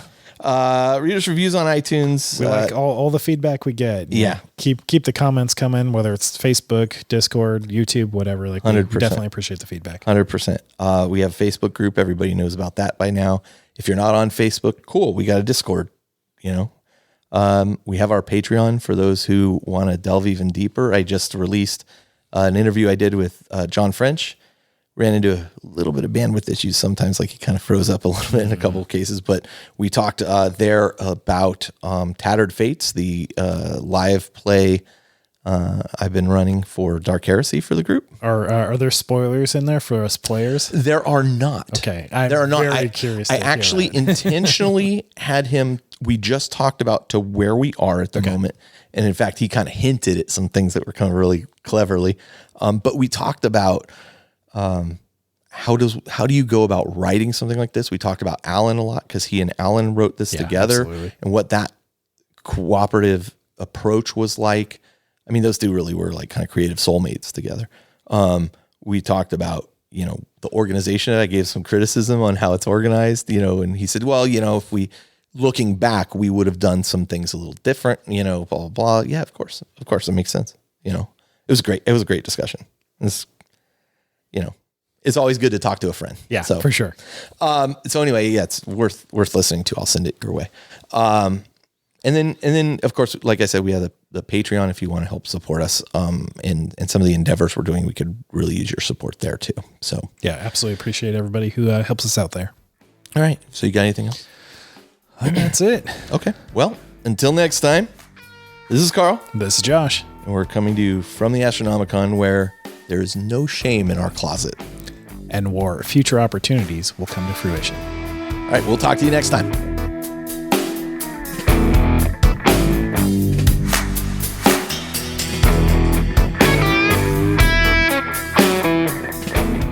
This episode of The Independent Characters is protected by the Creative Commons license. If you have further questions as to its use, you can find information on the front page at theindependentcharacters.com.